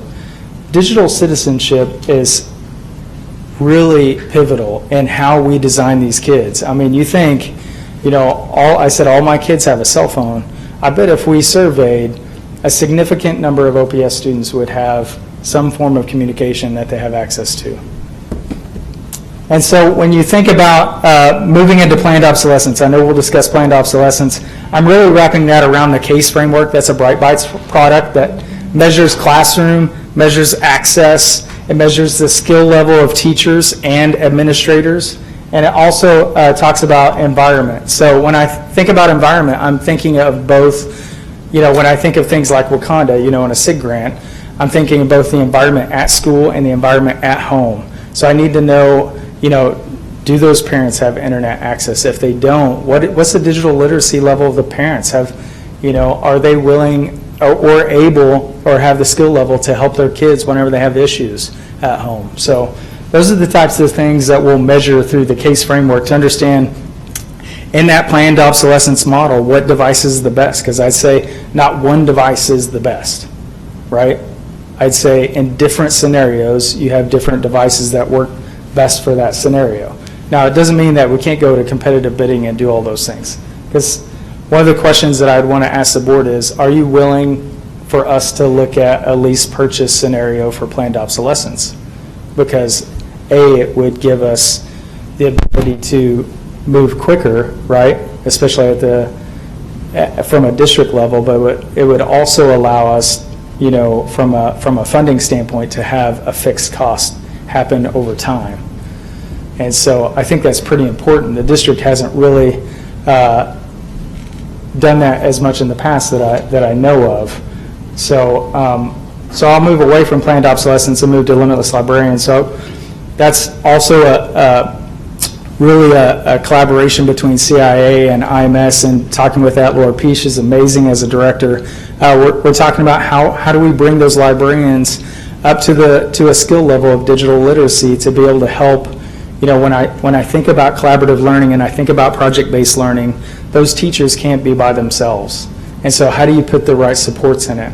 And when I think about a librarian, there's probably no other position in K-12 that should change as much as the librarian. Because when you look at those books on the shelves, you know, there is a value to that. But I think that value is changing because of technology. It's just exponential in the way it happens. So really providing that 21st century and blended classroom model with limitless librarians and helping them out, that's great. When I look at the collaborative online environment, I see OneNote, I see Skype in the Classroom. Office Mix is a product that allows me to create digital lessons, deliver those, and assess within the lesson. So I get analytics back as a teacher on very quickly, you know, similar to an instant response system of how the class did. So then now I can change my how I'm going to instruct based upon that. Sway is really an open way. You'll hear me talk in the next couple of slides about the 3 topics that I really think OPS should focus on, and Microsoft has an interest in. One would be professional learning communities for both principals and teachers. The second would be student portfolios. So Sway is a great product for doing student work. So if I wanted to have students create a meaningful way of presenting objects or experiences, that could happen in this way. And I could share that with parents, I could share that with anyone. It's completely web-based. They don't have to have an application to install. So that's why I love Sway. Video, you've seen some of my podcasts, they're publishing their own video portal now. We're going to use video a lot more in the future. And then Class Dashboard, obviously, that's really that cornerstone of how classroom collaboration happens. So that's that infographic in a nutshell. Obviously, you're going to hear me talk about that significantly. Year 1, what to expect. This is just a strategy. And if you have feedback about any of these strategies, please let me know. We talked about allowing students to have access to, am I close? Okay, all right, if I'm over, I'll go quickly. So this is a strategy, so I'm gonna move on. So, looking at devices, we just purchased some Surface tablets that'll go to secondary schools. We're working on what that looks like right now, so we should have some more details to you after that. Instructional technology pathway. I don't want to just leave those teachers in the MIE program. I want to move them forward and give them a pathway for self-improvement. And so that's how this is focused. Please read about it. You guys have access to these slides. I'm going to keep moving. So my focus for the year, professional learning communities for both teachers and principals, class dashboard and collaborative learning, and then obviously those student portfolios. We have so many scholarships that are given out every single year. Why not give those kids a way to apply for those scholarships in an amazing, innovative way? And then Microsoft partnership. This is a video. This is my last video, Matt. I promise. So this is a director from Microsoft. Hello, Omaha Public School Board. My name is Lori Ham, and I'm the Microsoft Education Sales Director for Central Region US. Thank you for letting me take this time to introduce myself, and on behalf of Microsoft, thank you for your continued partnership and ongoing support of Microsoft Solutions. Education has always been a key priority at Microsoft, but our CEO, Satya Nadella, has made even bigger commitments to education in engineering and our product resources and development since coming into his new role, stating that education is our imperative. And we couldn't be more thrilled and excited about working with Omaha Public Schools on these solutions to assist your students, faculty, and staff. We have a unique partnership with Omaha Public Schools as we learn more every day about your vision of every student, every day prepared for success, and how it aligns with our vision of empowering every person on the planet to achieve more. Together, we're creating a growth mindset for students and enabling them to thrive in this cloud-first, mobile-first world. We also know that at Omaha Public Schools, the emphasis is strong with making sure students excel in college, career, and in their life, and that Microsoft is in alignment with your mission. We want to thank you, the board, and your teams at Omaha Public Schools who are building the future of technology.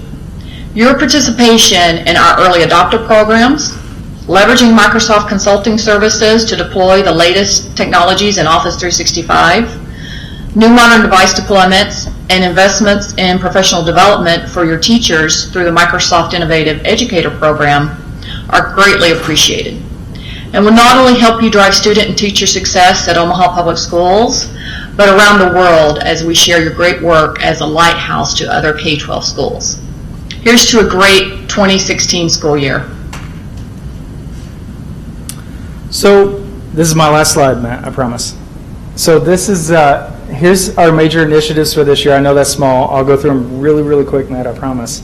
Teacher observation tool, we're actually building that. It's customized, completely customized through Office 365 and a product called Power BI that just came out from Microsoft. It's our coaching app that we use. Mobile safety app in OneNote. We actually have built a mobile app in OneNote that allows principals and faculty to look at it for quick answers to, okay, how do I deal with this crisis? And so I've worked with Roddy Miller on that, and we'll show that at a later date. Wiring upgrades, we've done numerous ones. Safety and security, I just talked about. WAN installation is complete. We're looking at moving the data center to Scott Technology Center. If you didn't know, right above our data center, there's a water pipe, which could cause issues, water and technology. So, and then moving on down the line, project management, that's a big piece. This next year, PeopleSoft upgrade may make me old real quick, but we're going to definitely look at it and do it. It's a necessary evil to go through. Identity management and data integration, we're really looking at, Charles is going to be a huge piece of this, the life cycle of a user. So online enrollment is helping me with the life cycle of a student, right? The beginning part of that. But the life cycle of a staff member is completely different process, and some of it, we're going to have to change our human processes in order to make that work. So we're working diligently with that. We're gonna make that work, because I do feel like our onboarding process needs to change a bit for staff. And so, and timekeeping for hourly employees, centralizing video surveillance and physical security with the bond issue. So there's a lot of other things up there. If you have any questions, feel free to ask. Thanks, you talked very fast at the end. Okay. So no, it was very good. So I guess I would ask on the lease piece, if you could come back to the board with some information on that. Absolutely. And an information item to share with us so that we have a better understanding of the potential cost savings and the benefits to the district of doing something like that and how that would work. And then I do have a question on the timekeeping system. What's the time frame that you're looking at for that? So for our bus members right now, we do have an hourly timekeeping system for them. We would probably look at adopting that procedure and that product for the rest. So it would be obviously a phased in, because we have numerous different types of job positions and times that we've got to work through, and Charles can attest to that. So we'll have to work through those probably in a phased-in attempt. So that is beginning to start and will work as we do the PeopleSoft upgrade. So some of our holdbacks on that is because PeopleSoft is so old. So once we move PeopleSoft to a newer version, then we can do a lot more things with timekeeping. How long will it take to get PeopleSoft? How many years will it take to get PeopleSoft up to the place? I would say at the most 3. Okay. I would say at the most. Tackling finance first would probably be the easy button, and then moving into HR, because I'd say in some of the HR pieces, we're so far back. I mean, you don't know how far, Charles, I mean, there's a long way to go in that, in the versioning. So we're in a version so far back. I mean, we're talking a decade. Right. So it's going to be interesting. I guess I just have one comment. As I watched the student with the Spanish teacher, it made me think back to Buffett, and I'm sure Dr. Kerber remembers, a product, and I don't know if Mrs. Fay saw this with her students, but the products that were used in the band department were you hooked up your microphone to the computer, and then you played your band instrument, and then the computer told you whether or not your timing was right and everything was good. And then once you had, if you felt like you were fine with a B or an A or whatever, then you sent that off to the teacher for the grade and for them to send back the comments. And I always thought that was such a fascinating way to do that, because I would watch my student practice and practice until he got it, and then send it off to the teacher or save a number of versions until he had the right one. And watching the expansion of something like Spanish or other types of classes is impressive.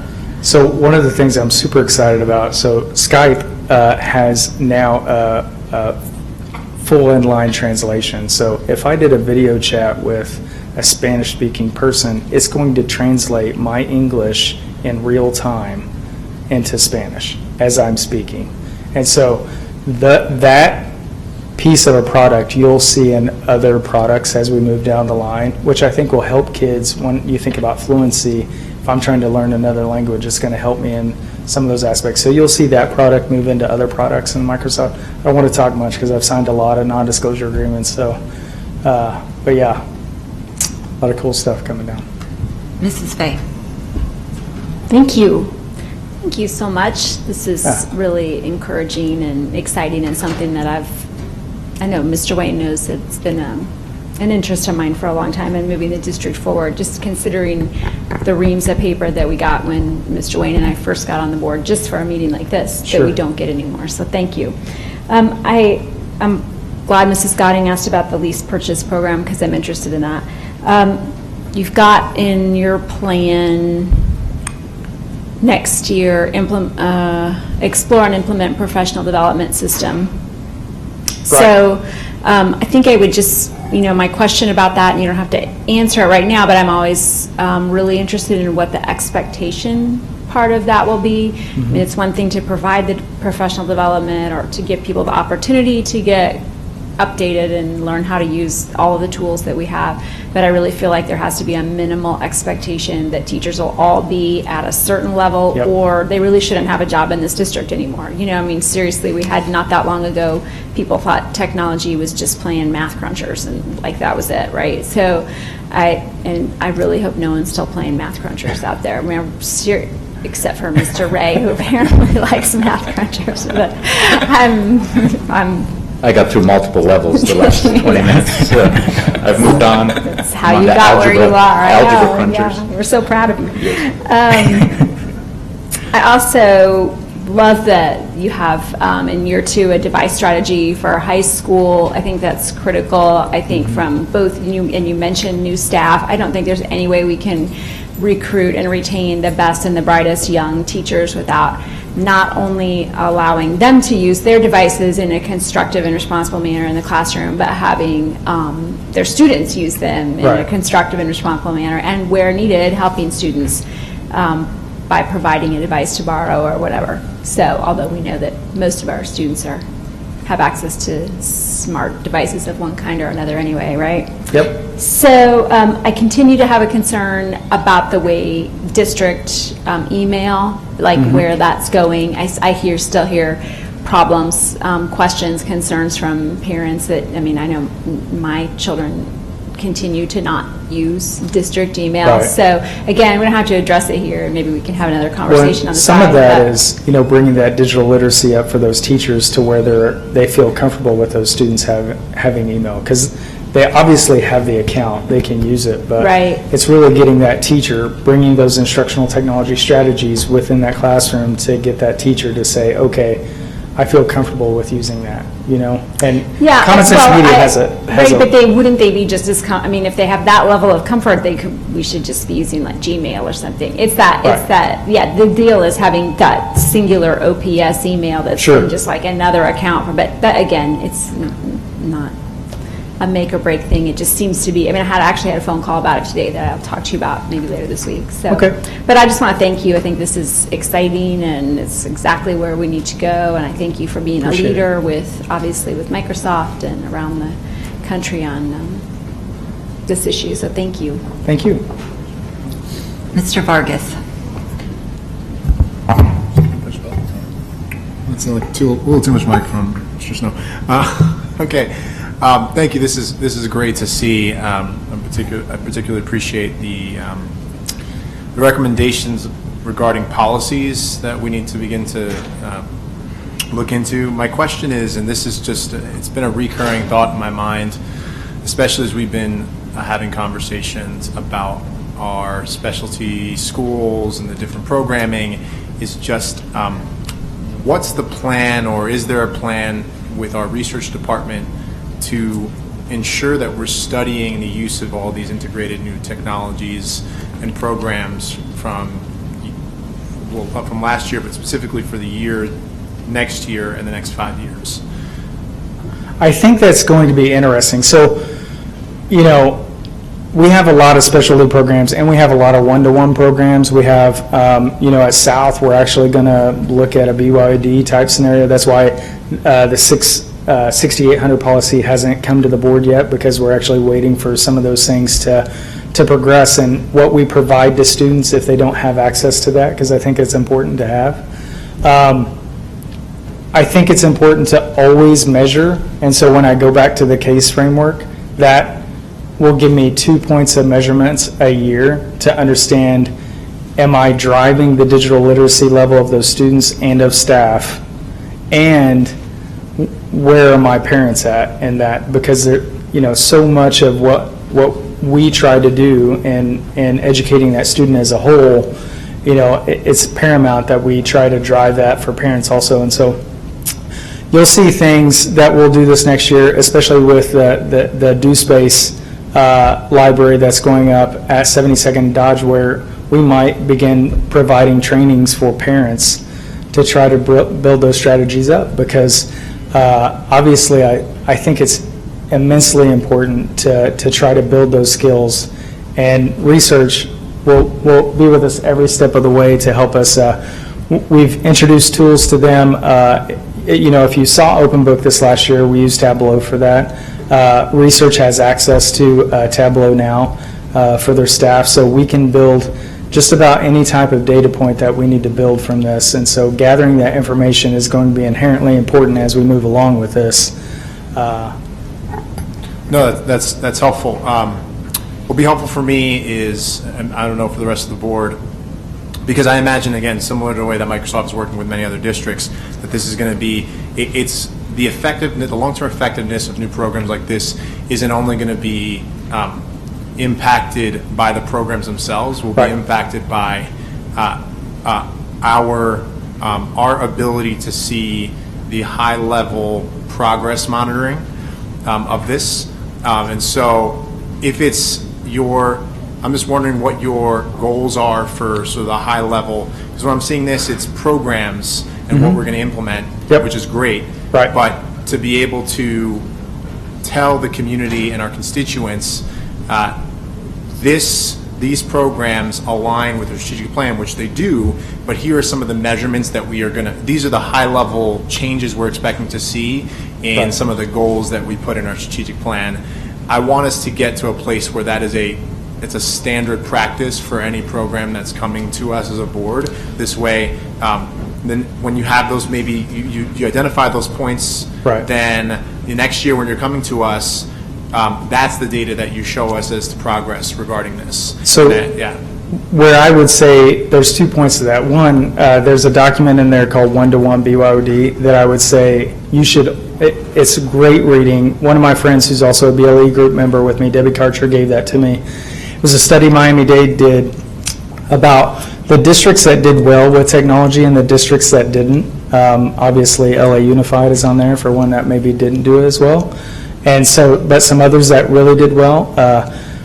If you see the districts that did very well, they went back and they adopted, the ISTE standards for technology. And, that's one of the points that the district hasn't done yet, that I would say moving forward, there'll be a point in time when I think it's important for us to do that, especially when we've gotten the right tools that are in place to be able to begin to do those measurements. So once we adopt those ISTE standards for technology, then we could go back and use those standards to measure and say, okay, what are our competencies?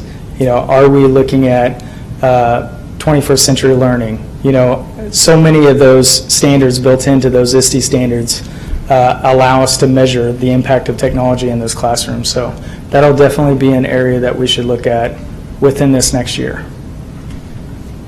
Does you're thinking about just I didn't see this in this, so if you have it, that'd be great if you could just send to us your sort of mini strategic plan for technology, the metrics that you're aiming for each of these different programs. Do you have metrics that you're? I would say I have an idea of what my thoughts are, but I would have to communicate to other departments. Like that could definitely be a meeting with CIA and with research and really bringing that together. So absolutely, I think it's very important. Yeah, that would be great, because again, I want to get to a place where after 5 years we're going to have these amazing programs, and there's a sticker price to them. Absolutely. And what I think, what I would love for us to set us apart from other districts is we have actually had a plan for evaluating the effectiveness of all this, and it's been in collaboration with other departments, so we know which ones are the most important and which ones we need to keep and maybe not keep over time, as opposed to just letting it be over 5 years and figuring out later down the line. I just want to have a plan for how we're going to evaluate it. So one of the nice things at Microsoft in this partnership, that Microsoft Innovative Educator Program, those teachers those trainers coming from Microsoft, so their leaders are going to help us build the right strategies for instructional technology built into the best practices handbook. So it's not something that I've taken and I've just said, okay, we got to work to meld this in. We're actually doing what we do best and taking that common language, because I think that's incredibly important. We're not trying to introduce something new. It's introducing common language so those teachers get it, those 20-year-old teachers, and building those strategies within our own best practices handbook. So that's definitely an activity that will happen this year. Great. Looking forward to seeing that. Thank you. Mr. Snow.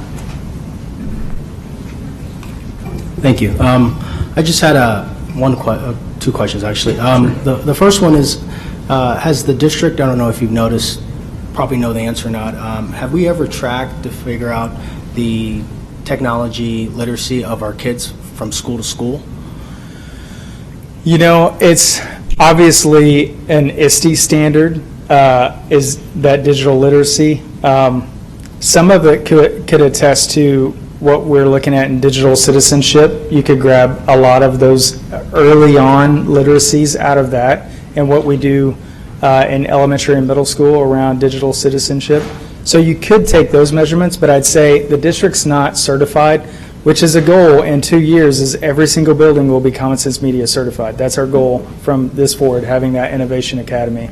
So we'll be the largest district with every school Common Sense Media certified, which gives some weight to that digital literacy level. And the reason why I ask is because you could go to some schools and they're actually using their smart boards and using the technologies that they have in their classroom, and you go to some schools that are lower achieving in schools and they don't use it at all. So, I mean, I think we have to be honest with ourselves that a lot of kids might have smartphones, but they don't have wireless or the capabilities to get on the internet or anything like that when they go home. So trying to figure out a way how to bridge that gap. Because I know a lot of kids that I deal with, if it's not for the library or a public institution that they can go by and steal their Wi-Fi, they won't be able to operate their device at all. You know, a great exercise for that will be around Kennedy and Wakanda when we look at really melding technology into those two schools. And you look at Wakanda, we have so many different teachers there. We're going to have to bring their literacy level up to a high level. And that will give us some measurements of how we template that out and apply that to other buildings after we get that done. That'd be great, and it would be awesome if we could find out where they're at right now. So when you do that, the outcome, we know how far they've come. So sure, thank you so much. Ms. Williams. Well, hello, Mr. Dixon. Hello. So first of all, you were talking about some students, high school students participating in some of this, and so I saw Mr. Luaru sitting back there, and as the Voiceless Council is really in my heart, and you have student leaders from across the district, high school, I wanted to connect you to and see if that would be an avenue that students can give some feedback. Absolutely. And also take it back to their individual schools and begin that conversation. So that was the first thing. Okay. You, of all people, know how I'm excited about this technology revolution that's going on in the district. And whenever I hear technology, you pop up, and I'm like, ooh, Mr. Dixon, which it makes me all warm and fuzzy on the inside. I am very excited to see the bring your own device. That's something that I personally believe in. And you go to classrooms across the district, and not every, but there's a 80% majority of students that have the devices, and being able to use those devices to access education and distance learning opportunities and all of those things. So I'm really excited to see that. And Mr. Snow was talking about kind of students not having access to Wi-Fi. And I know that there's a lot of community organizations that are actually working to provide that wireless connection to those families. So I just want to encourage you to keep pushing ahead. And as the governance body of the district, we should be standing up and working with those organizations to support the work so that our students can have that access. There's actually a conversation this week with an entity to discuss expanding their Wi-Fi coverage to some communities. So right. And so that's a community conversation that's happening. And so with us having that technological advance and doing all the wonderful things that we're doing here, that will greatly help our students. But I do, of course, I'm given a lot of love today, so I want to thank you for taking over this and really hitting the ground running with it. I'm excited to see the next presentation. And of course, if I have any technology questions, I'll hit you up. Thank you. Thank you very much. I'm so grateful that you were able to come and give us an update from the audit a year ago, which I think is what we want to see, that we're moving forward, and you're significantly moving us forward, and I appreciate the alignment and just the processes that you're using to work with our students and our staff. So thank you very much. We're going to move on to J1B, temporary location for Bell Ryan and Western Hills. And is that Dr. Turnquist or? Thank you, Ms. Gotting. I'd like to call Mark Summer and Mark Warnicki forward to give you some details on how this has been rolling out.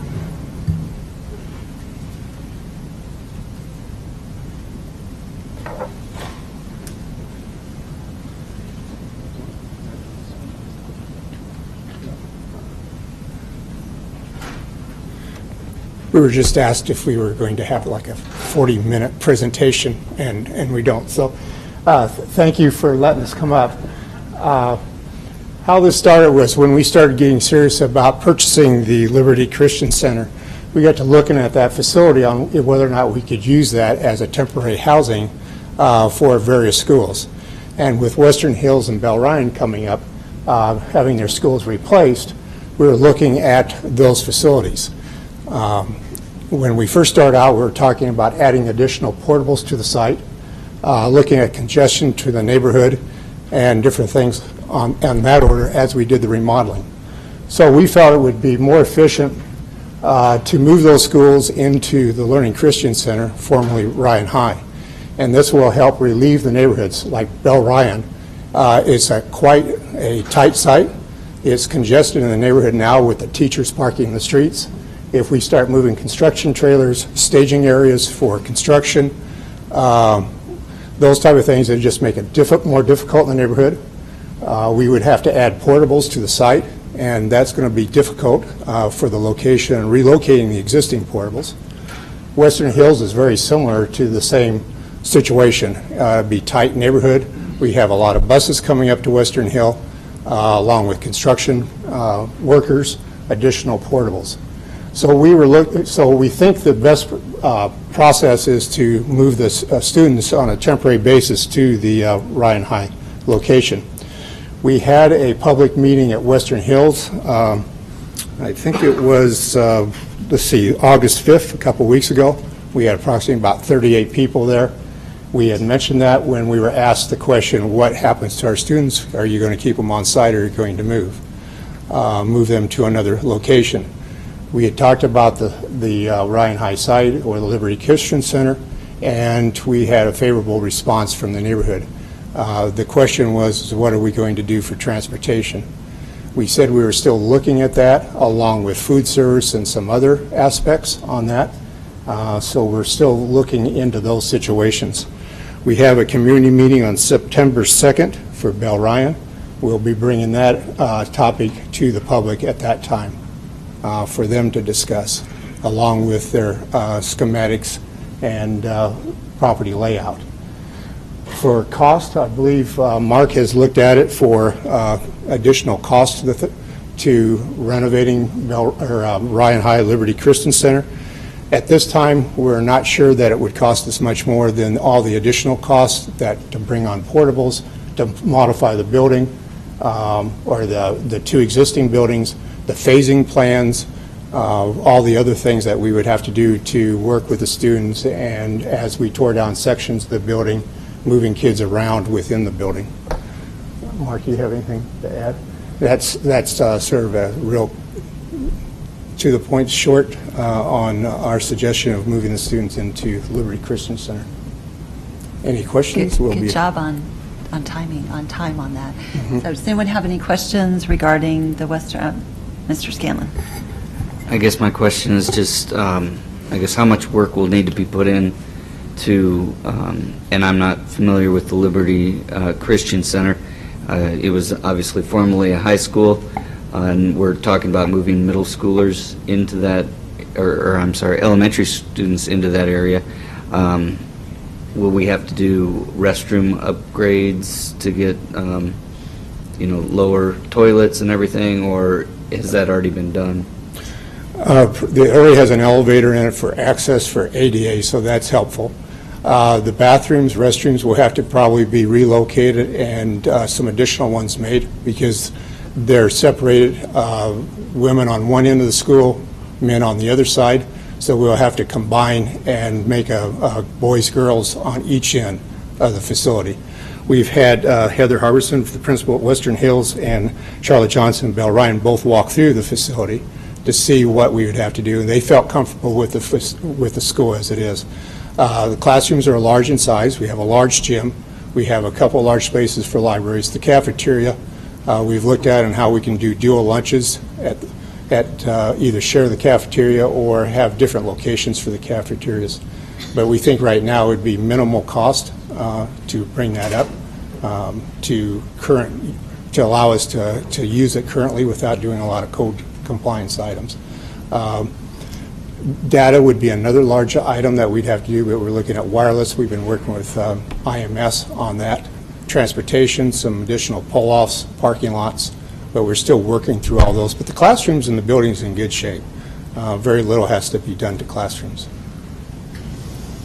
Going forward with other projects in the bond, would we be able to utilize this site for middle school and high school relocations if necessary, in addition to elementary? Right now, the Western Hills and Bell Ryan scheduled to be completion right around the end of 2017, the beginning of 2018. So we would have to wait until that time period before we'd look at it, but we could sure look at scheduling other schools into it. The other issue was that the potential future bond would be to build a high school, so it would depend on the timing that we'd want to start on that facility. So, but it does allow us to have various other schools on that site. Thank you. And correct me if I'm wrong, but was Omaha Christian Academy in that building before Liberty? So were they located there at one time? So there was an elementary? Okay, while Liberty owned it. Okay. So there was an elementary school in that building at part of the time, but it was there. So does anybody else have any questions on that? Ms. Merica and then Mr. Wayne. I promise I won't get into specifics yet. You can come back with those later.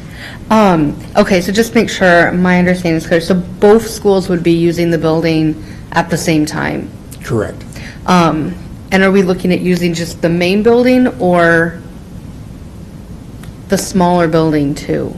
Right now, we're just looking at the main building. We're looking at how to divide that building up in use.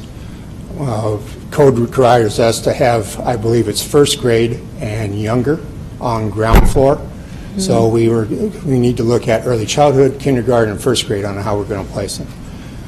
The building is set up that we can have a vertical structure, it looks like. So an elementary, one of the elementaries could be at one end. We could have the first pre-K through first on ground, second, third on the second, third, fourth, and fifth, or whatever combinations. It's a three-story building. So we can work that in those combinations. We're also looking at how we can join spaces together, like nurses area, libraries, music rooms, those joint use spaces.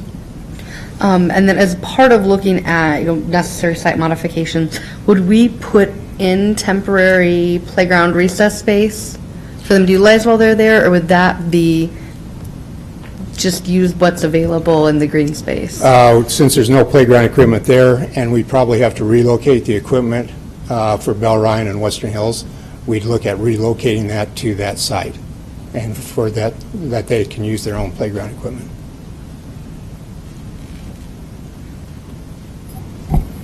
I just have, is there any thoughts about using the Mills building for any other schools during this bond? Mark and Jacobs has looked at that facility. I'll let him. Yeah, currently regarding the Mills facility, we're doing some assessments of the mechanical systems, the building structure. Previously, it was utilized for 2 elementary schools at the same time. We think there's some good opportunity to do that as well. We're just not as close to any of those conversations as we are at Bell Ryan and Western Hills. Trying to look at scheduling and sequencing of what it would really take to get Mills back to a functional school level. And again, the timing it would take to do that, of course, the cost associated with that.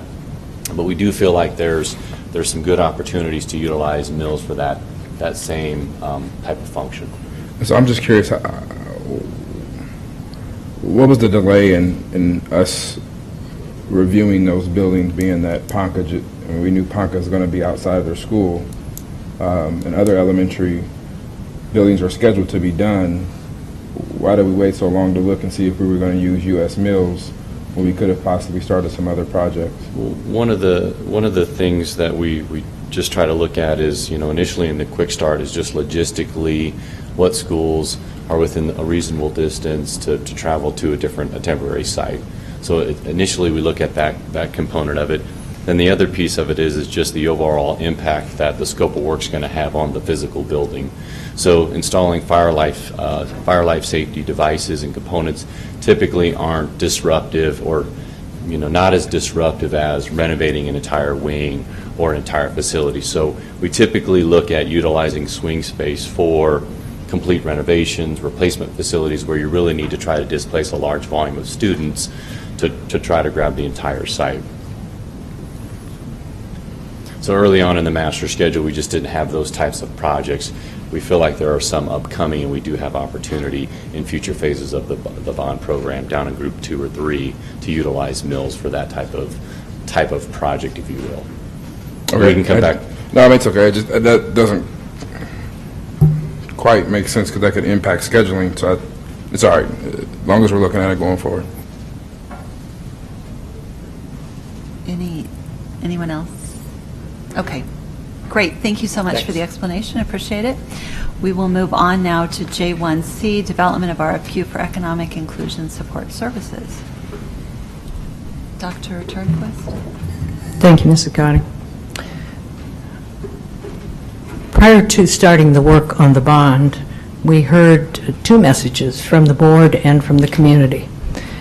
One was that there was not enough inclusion in the last bond program, and that this board wanted that to be increased. The other was that there was not, since the last bond, adequate inclusion in day-to-day work, and we wanted to have that increased. And we heard those same concerns from the community.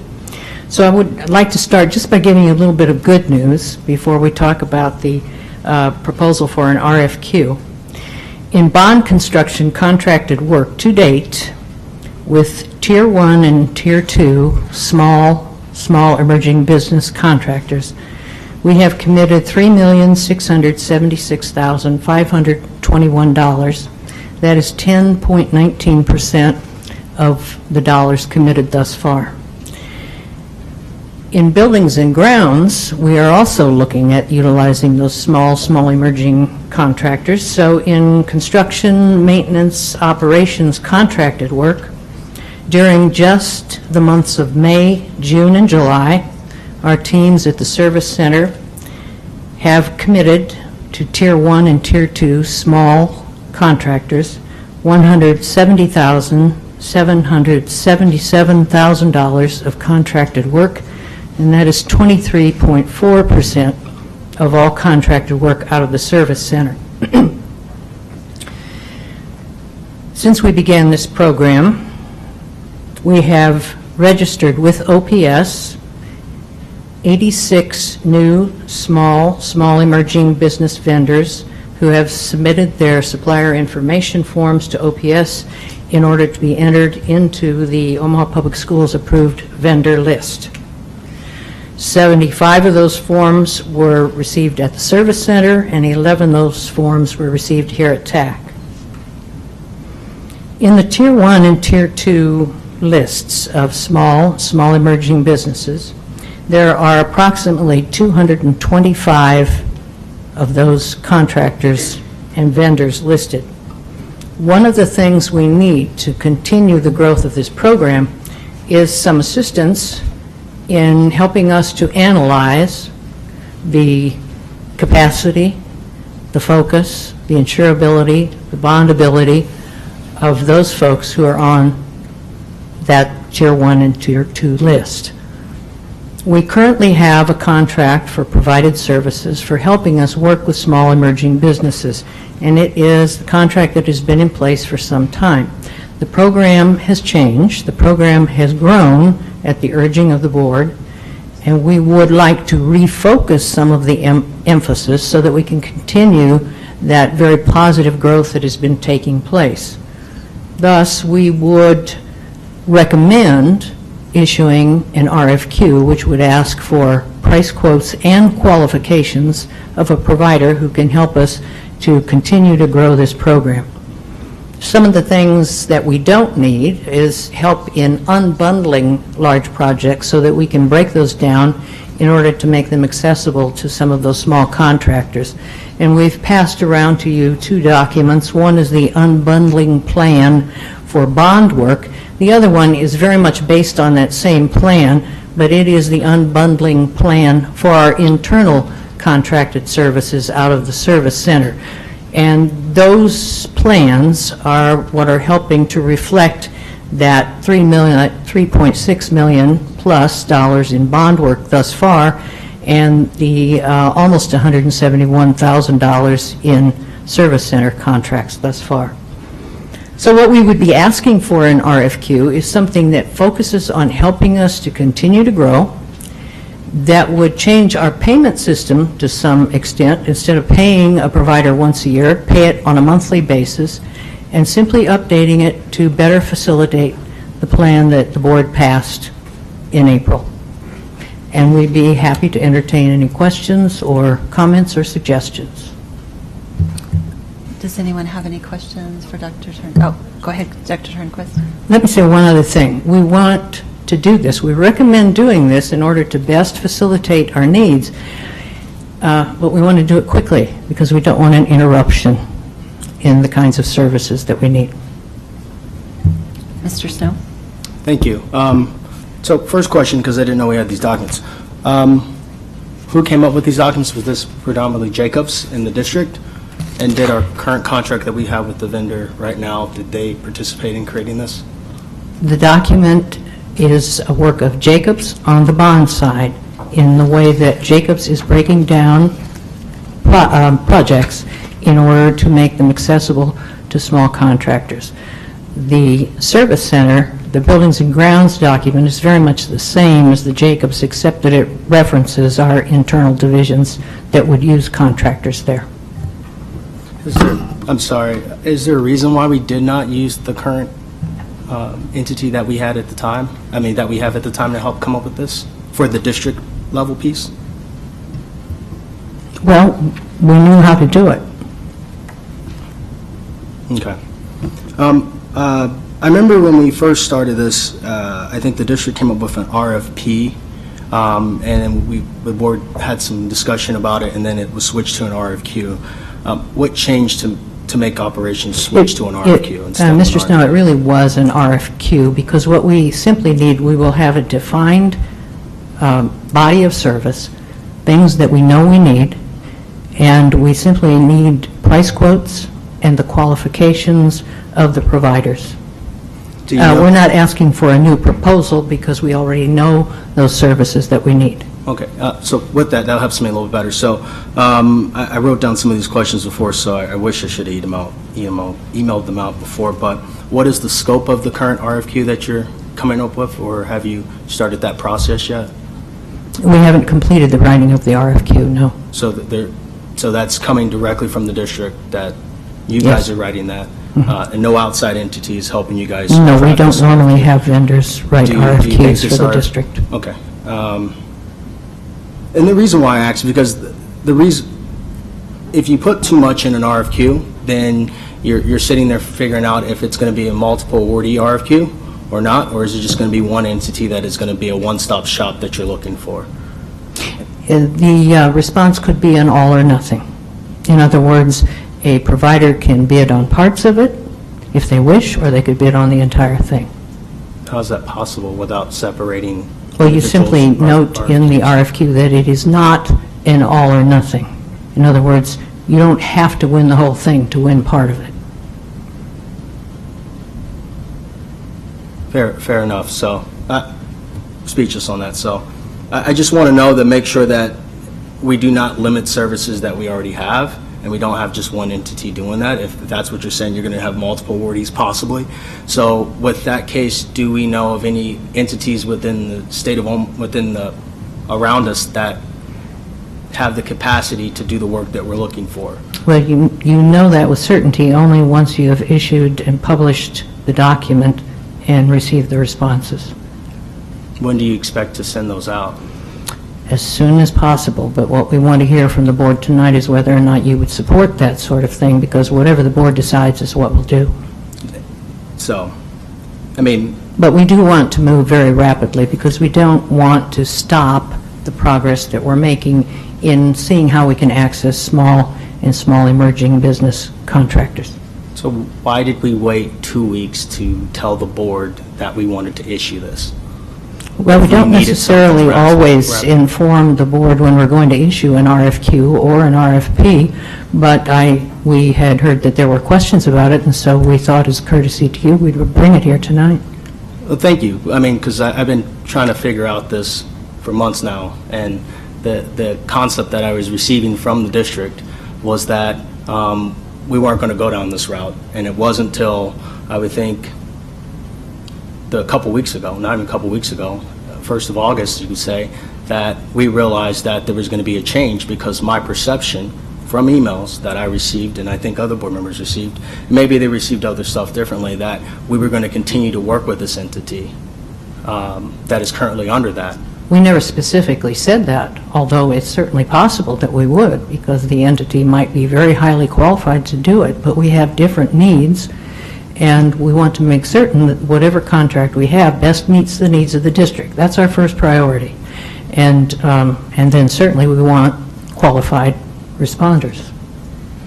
See, I mean, that wasn't what I received, and I just want to let you know that I did not feel that coming from your office. No, well, I'm sorry if there was that I understand. I met with your office several times, and I was assured that this was going to happen. And I was assured that you guys were going to continue to work. And I mean, the first question that I initially brought up was, what's the process with this, knowing that this is going to end? And I can send email after email that I can go back and that nothing's going to change. If we're going to let you know, I remember you actually said in one of your emails, if we're going to let you know, we're going to let the board know about changes that are going to happen. And it wasn't until I continued pushing on that you guys officially said, all right, we'll tell you what we're going to do, and we're going to do a different plan. Well, we never said, I'm sorry if you misinterpreted that, we never said we were going to continue the exact same contract. And I have been talking for a considerable period of time with our current provider about the fact that we needed to make some changes, and I thought we were having very good conversations about that. Okay. I just believe right now that we are charting down a route that I understand the district said they were open with this REACH program, and it's okay. I understand we're open with opportunities, but for an entity like that to come in, and obviously they would not have any, if this is in their scope, I hope that this doesn't become part of their process of being in this. Does that make sense? Yes, and I understand your concern, but that's a misinterpretation, because even if we were to collaborate with REACH along with the other public entities, we will be certain to have in our agreement the statement that we reserve the right to partner with any other provider. So you're saying So this is separate. You're saying that the REACH program will not be would not submitting supplant for this. this RFQ? Would not supplant this, no. Okay. Thank you. Are there any other questions, Mr. Wayne? I think the issue, we've talked about it numerous times, is communication, if one wants to call it that.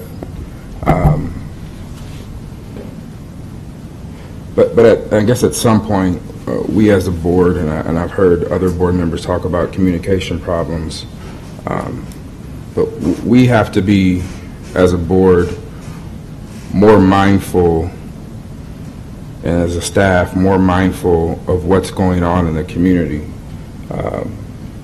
April 7th, an email was forwarded to Mr. Evans from the City of Omaha, the mayor. That was forwarded to the board. That caused some angst among the board. The response was on April 9th that staff would be completely transparent, and at that point, Mr. Evans, you said that staff would look over the current contract. Fast forward to August is the first that the board hears about a potential RFQ.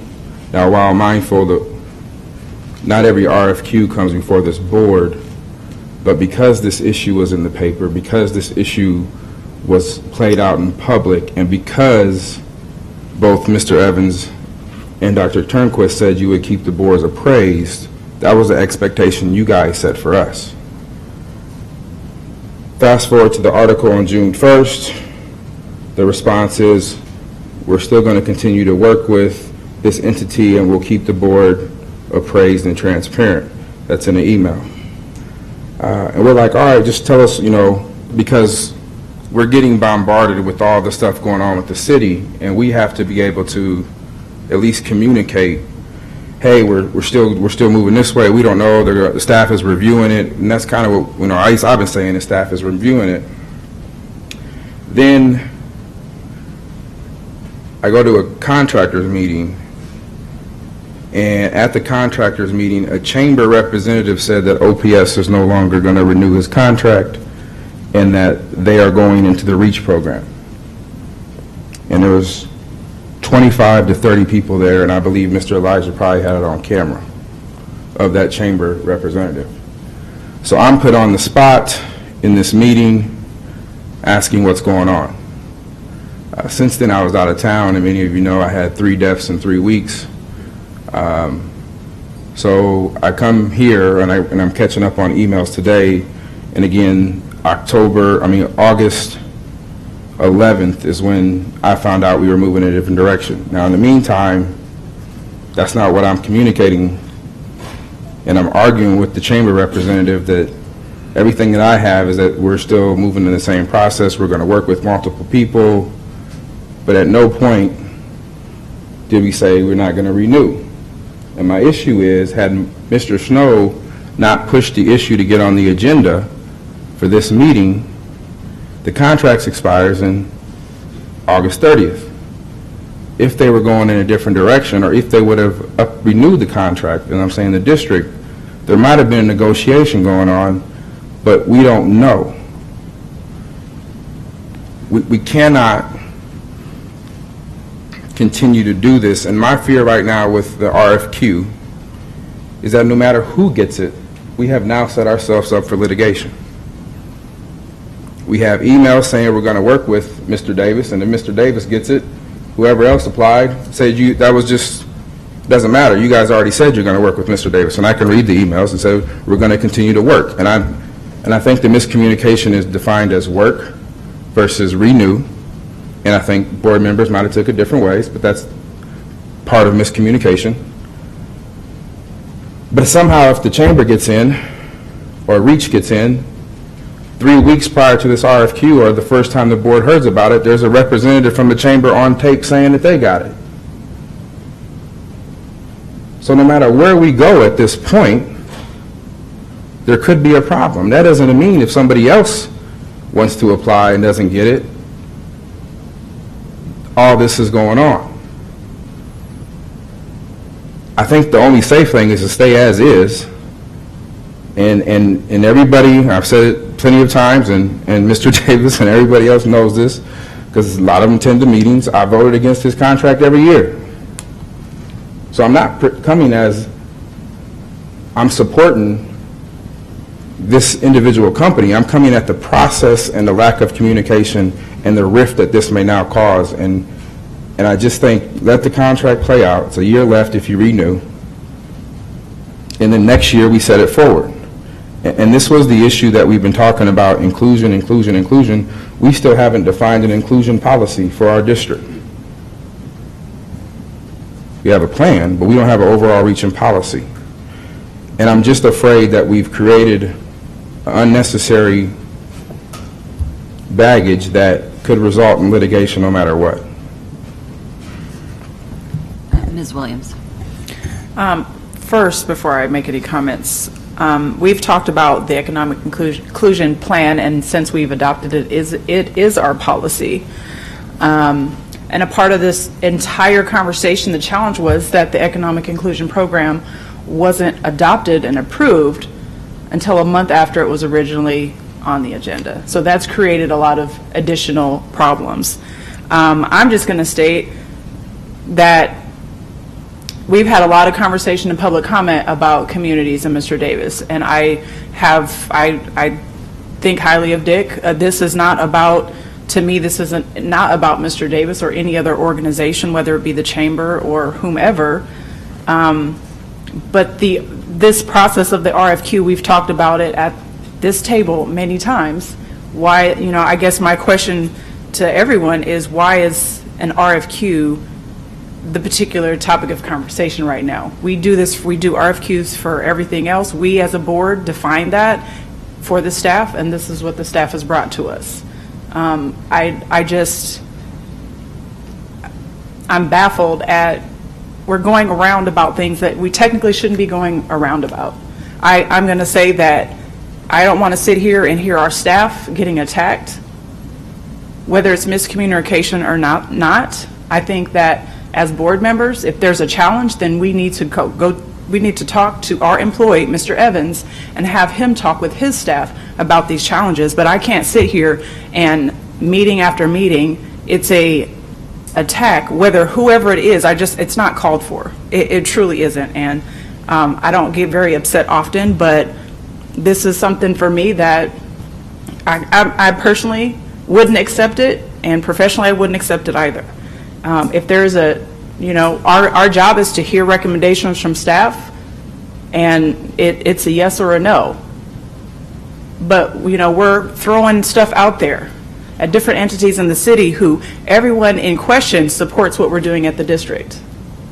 And how dare we? And right now I have to say that I'm ashamed of how this is playing out. It doesn't make us look good. Period, point blank. So in this area, I have to defer to Dr. Turnquist to bring a recommendation. At the end of the day, we're either going to support that recommendation or we're not. But all the in-between stuff, shame on us. Mr. Scanlon. I just had a couple of questions. I don't know the history of the contract. Did this contract, I believe it's been renewed 2 years or something like that? It was originally... We're currently in the second option year. Second option. Mm-hmm. Okay. Was the... when we originally solicited for these services, was it a competitive bid, or how did that... Originally? Yes. No. It was not a competitive bid. How did we not go out for a competitive bid? I wasn't in this position then, so I can't Understood. comment on that in detail. I guess I just find it interesting that in the past, OPS has gone out for or obtained services without competitive bids, and as a taxpayer, that concerns me a great deal. And the fact that this original contract was not done on a competitive bid, I would not be in favor of extending it anymore, because I don't know what it costs or what it should cost. Because if you only have one, or I guess if you didn't go out for a competitive bid, you truly don't know what something costs. You have one person giving you a price, and you're just taking them at their face value. So I guess my concern is that this wasn't originally competitively bid. Going forward, as we've talked as a board, we've talked about going out for RFQs, RFPs, getting things competitively bid, and that is in the best interest of the taxpayers and the taxpayers' dollars. So that's where I have a problem with this, is originally it was not a competitive bid, and that concerns me. And I would hope that as a district we're moving towards a different way to procure services and goods. Thank you. I do want to clarify one piece of information on not being on the agenda. So what happened was, I believe in May, is that correct, Mr. Ray? Is that when we passed the economic inclusion plan? And then we spoke about Dr. Turnquist and Ms. Williams and Mr. Evans and I talked about the fact that there was a contract in place, but it would be coming to an end in August. So to please figure out what kinds of services we would need versus what were in the current contract, because the service types would be different. So it's taken a bit of time to get that done. It would have been great if we'd had it a couple weeks ago on the agenda, but there's a lot of work to do to ensure that we could get the proper pieces of information to put together. So we had planned on putting it on the agenda here in August all along, giving Dr. Turnquist the time to work on what have we implemented ourselves and what other services do we need. And we know that we still need the bonding and insurability piece, which is what we're talking about for competitive bidding. So I just want to clarify that we did work on this, but we've had a lot going on and the timing has been short, and so to put together something in that 2-month period was what we asked for. So I do appreciate that. Mr. Snow, and then I'll ask Mr. Evans to share a few things. So, sorry, Ms. Scotty, you said you guys met and had this conversation. Well, what we did was during board officers meeting, we said, hey, we know that we've approved the economic inclusion plan, so you all will need to be working on whatever it is to ensure that going forward, we have the right pieces in place. And so that's kind of where we left it up to staff to do whatever it was that their recommendation was.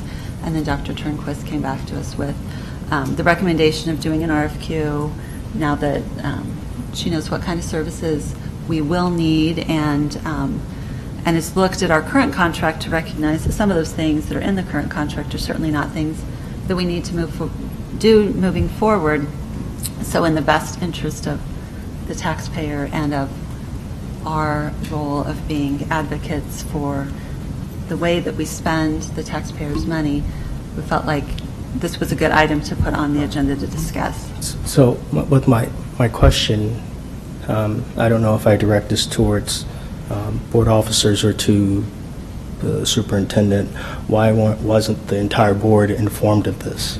And maybe because the conversation I was receiving from emails was that it wasn't. But. Right, and it may not have gotten into board officers' notes, and I apologize for that, and I'm trying to make sure that we talk about a lot of things, and I'm trying to make sure that we ensure that those things do get in. So I apologize if it didn't. And I have seen your emails, and I know that Dr. Turnquist has said she's been working on things. So I guess, I can't answer any more than that, than to say that I know you've asked questions, and I was letting that communication happen with her. And Ms. Williams would like to just make one clarifying statement. So I'm breaking my own rule, but in tracking and looking at this, there was nothing about this, about Davis Companies or a contract. April was a different contract, and then the last communication was in July, the beginning of July, as far as this is concerned. So between any staff and the board. So July. Mr. Evans? Thank you, President Goding. It's been a long journey, I'll tell you. We've been working on this. When did we pass the plan, the economic inclusion plan?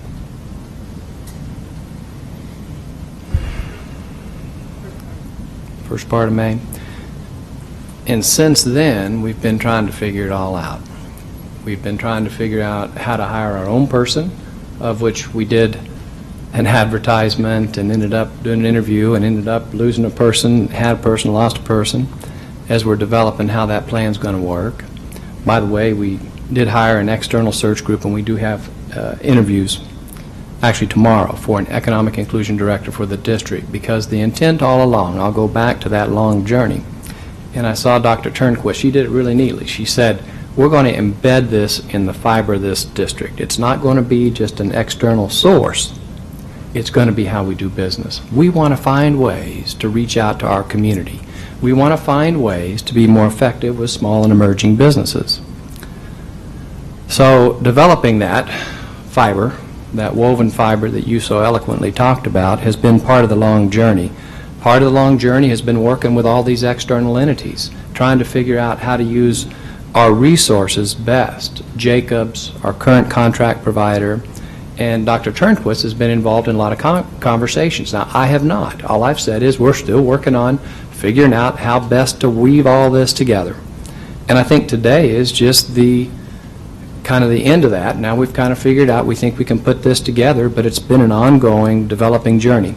Now, we'll go whichever direction the board wants to go. If you want to go with no RFQ, we'll do that. If you want to just move forward without one, if you want us to, we'll do that. We think we can do either one of those cases. The board gets to decide that. But the good news at the end of the day is not really just this one piece. The good news is the faces of smiling contractors that I saw at Ponca last week, the faces of economic inclusion individuals who benefited because of what Jacobs is doing with their construction academy, because of what this district has done, and I think everybody's aware of this on how we've broken the projects up. I know we've got a hard copy here of it, but actually we handed out copies of how we've broken those projects down so that they were in small entities, like even the fencing around a construction site could be bid out by a small and developing business. Even a part and piece of a concrete slab could be done by an external entity that didn't have to be a 50-person shop. It could be a small mom and pop shop. So I guess the commitment is there, and I hope everybody recognizes that. And by golly, the smiling faces at Ponca certainly did. And those gentlemen from the construction companies that were there could have been here today talking about what we've done to improve inclusion plan. So now the next step is, so how do we write, in our minds, simply put, we've kind of got these pieces now coming together.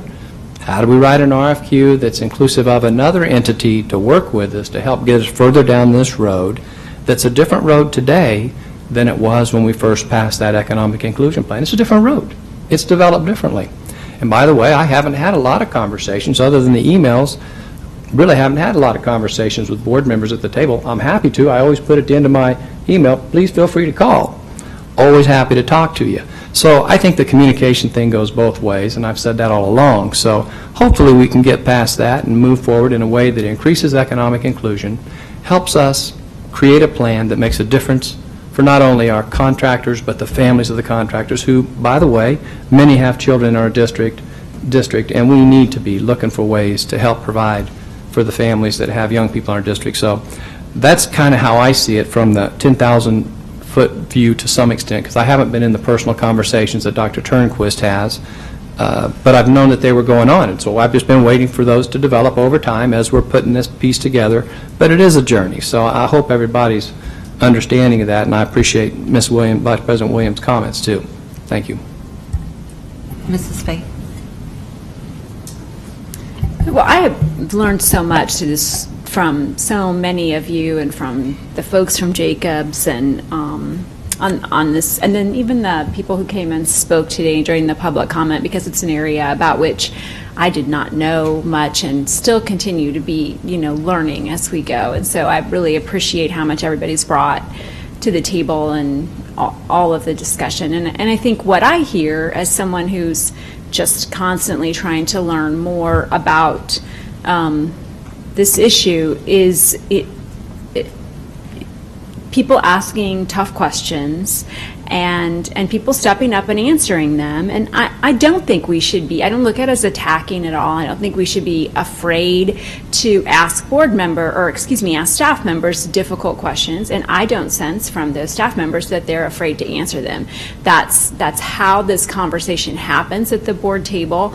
And I think it's good and it's healthy. And if I were a superintendent or a staff member, I'd be glad that I had a board that, holds people accountable and asks difficult questions, and doesn't just take things at face value without asking those questions. So I think these are good and healthy discussions. I understand sometimes it gets frustrating because you all feel like you're doing all this work and then someone swoops in and asks a tough question, and it can be frustrating, and I get that. But I think, just to take a step back and take a deep breath and say, it's good, and I appreciate each one of the things that you all brought. I appreciate Ms. Williams' comments, but I also appreciate the attention that Mr. Snow has put on this issue since day one, because I've learned a lot from it. So whichever way we go, I do think that the discussion that's happening here is really important, not only for our own education, but for the public to hear. I think that's why we have these at the board table and not just take care of it behind the scenes and then make a decision without the public fully understanding that we have vetted out this issue. So, I think it's okay. So I really do. I'm glad we've had it. Thank you. Ms. Williams and then Mr. Snow. Mrs. Fay, I appreciate your comments. However, in the community I live in, the common conversation is, why are we attacking? I mean, if we're having conversation, we can ask that conversation, we can have the conversation. But it happens too much, for one, and I don't want to, I don't have any answer to give our staff, which I work with at work. They're my neighbors. They walk by my house. I see their kids. They come and ask me as their board representative. And we have staff across the district that does not want to come to this boardroom because they've seen a behavior which I think is not professional. So you can agree, and we can agree to disagree all day long, but I'm bringing my perspective to it. Whether you accept that or not, that's totally okay. But this is a larger conversation, and this is happening in our community. People wanted to know why we as a board didn't pass the economic inclusion. We were hurting our own people. I'm in my community, that hurt families that weren't able to get work because we delayed that by a month. So that's important to me in the community that I live in, I work in, I represent.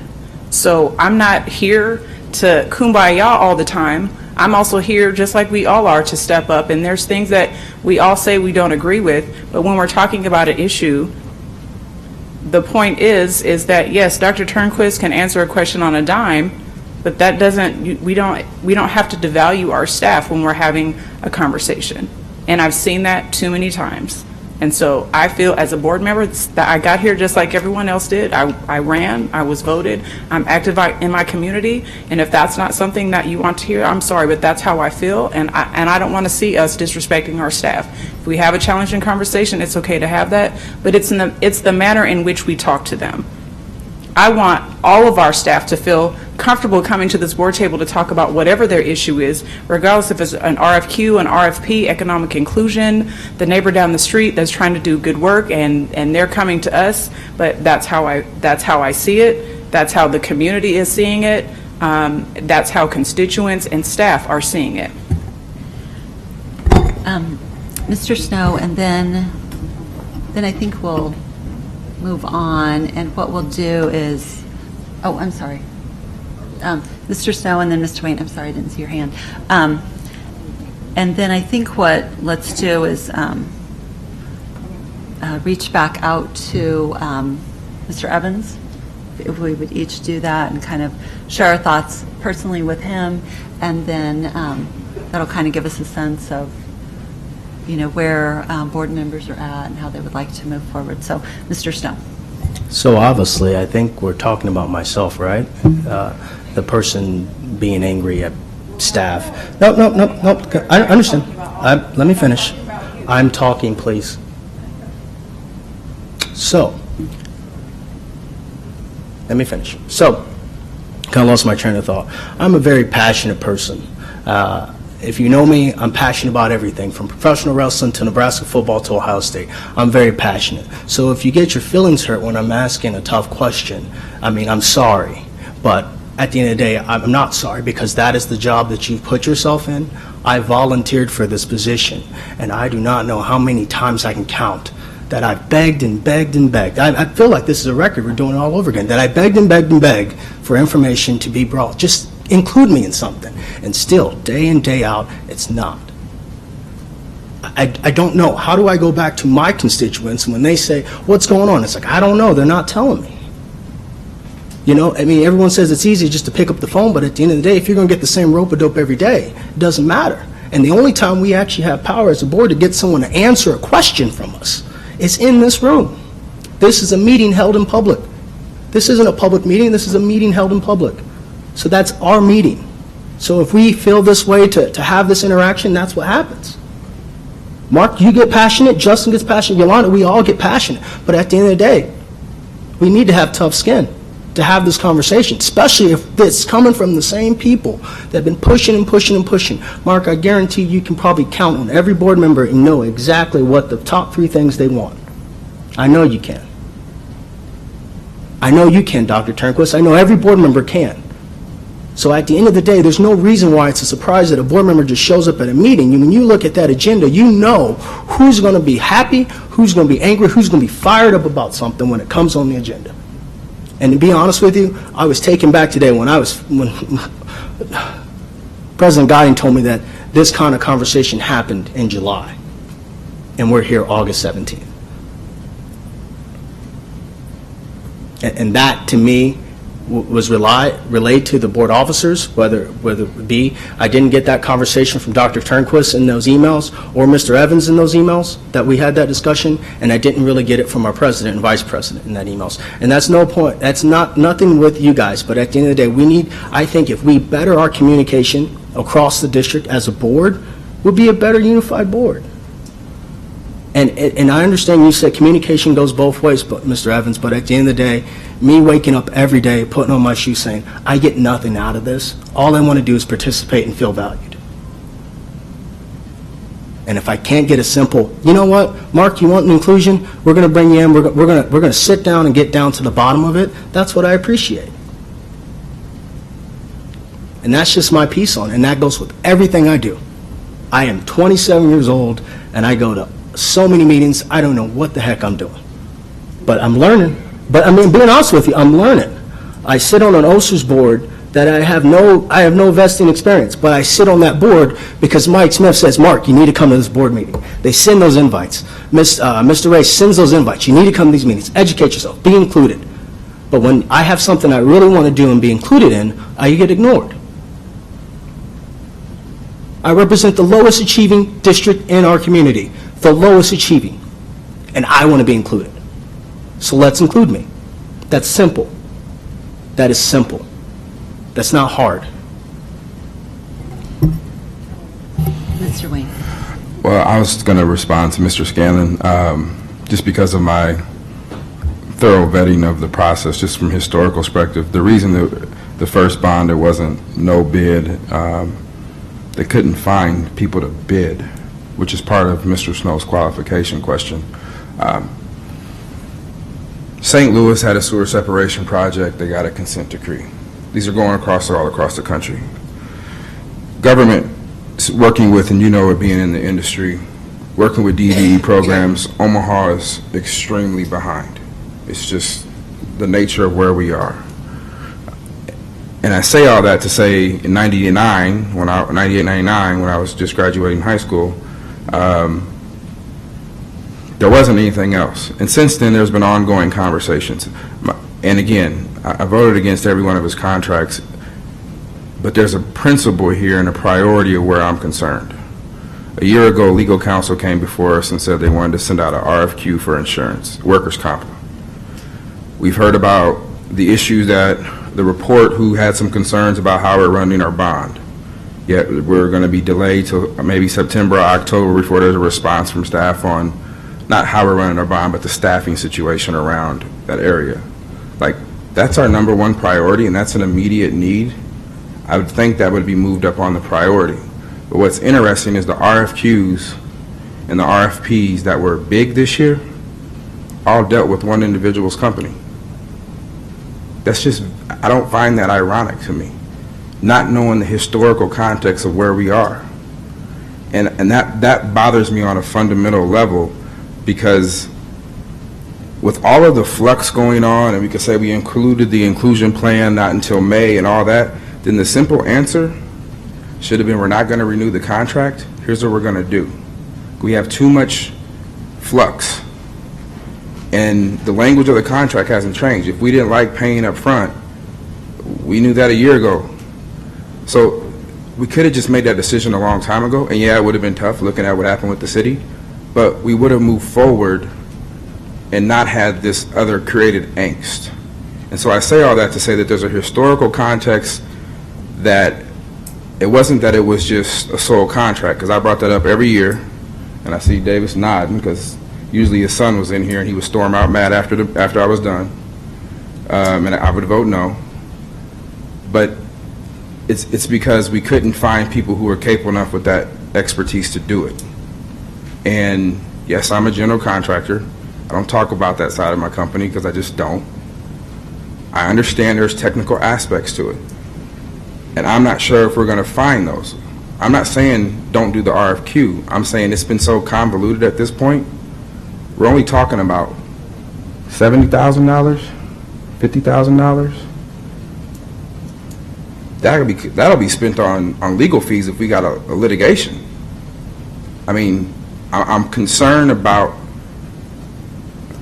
the end of this RFQ process and the convolution that occurred. That's my concern, and why I can't support a RFQ, because we didn't come out, and it's too much, in my opinion, to get around. So I understand your concern about sole source. I've had it for a long time, and I want to acknowledge that it's more of the process. So that's why I'm not in favor, but obviously it's not an action item tonight, but we'll move forward one way or another.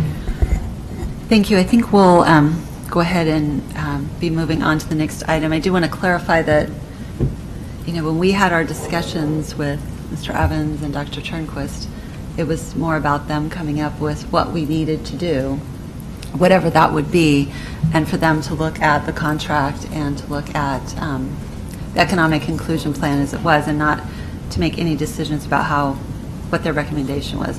That's why the recommendation has shown up now after they've had a chance to evaluate. So we will move on and let everybody give. And my contracting company does not do any business with Omaha Public Schools. Okay, so that's okay. Doesn't matter. So I think we've had a very passionate conversation, right? And so let's go ahead and move on and get back to Mr. Evans with how what everybody's feelings are. And let's move on to J2A, first reading of the 6000 series policy. In front of you, Mr. Ray has put at everyone's desk some red highlighted changes. So those changes are representative of comments that board members had, and those were primarily Mrs. Fay and myself. So policy number 6116 was a question of an addition that Mrs. Fay wanted added, and then I had some clarifying points for each of the other policies, and I want to thank Mr. Ray and Mrs. Nelis-Brush for taking the time to get those done today, because I was a little slow in getting through all these policies as well. So I just want to give everybody time to look at the red highlighted changes that are in front of you in this document, and for everyone to have a chance to say, do I agree or disagree with any of those changes before we move on, because those were not things that we had seen before this morning, because that's when Mrs. Fay and I last night got our requests in. So I don't, Mrs. Fay.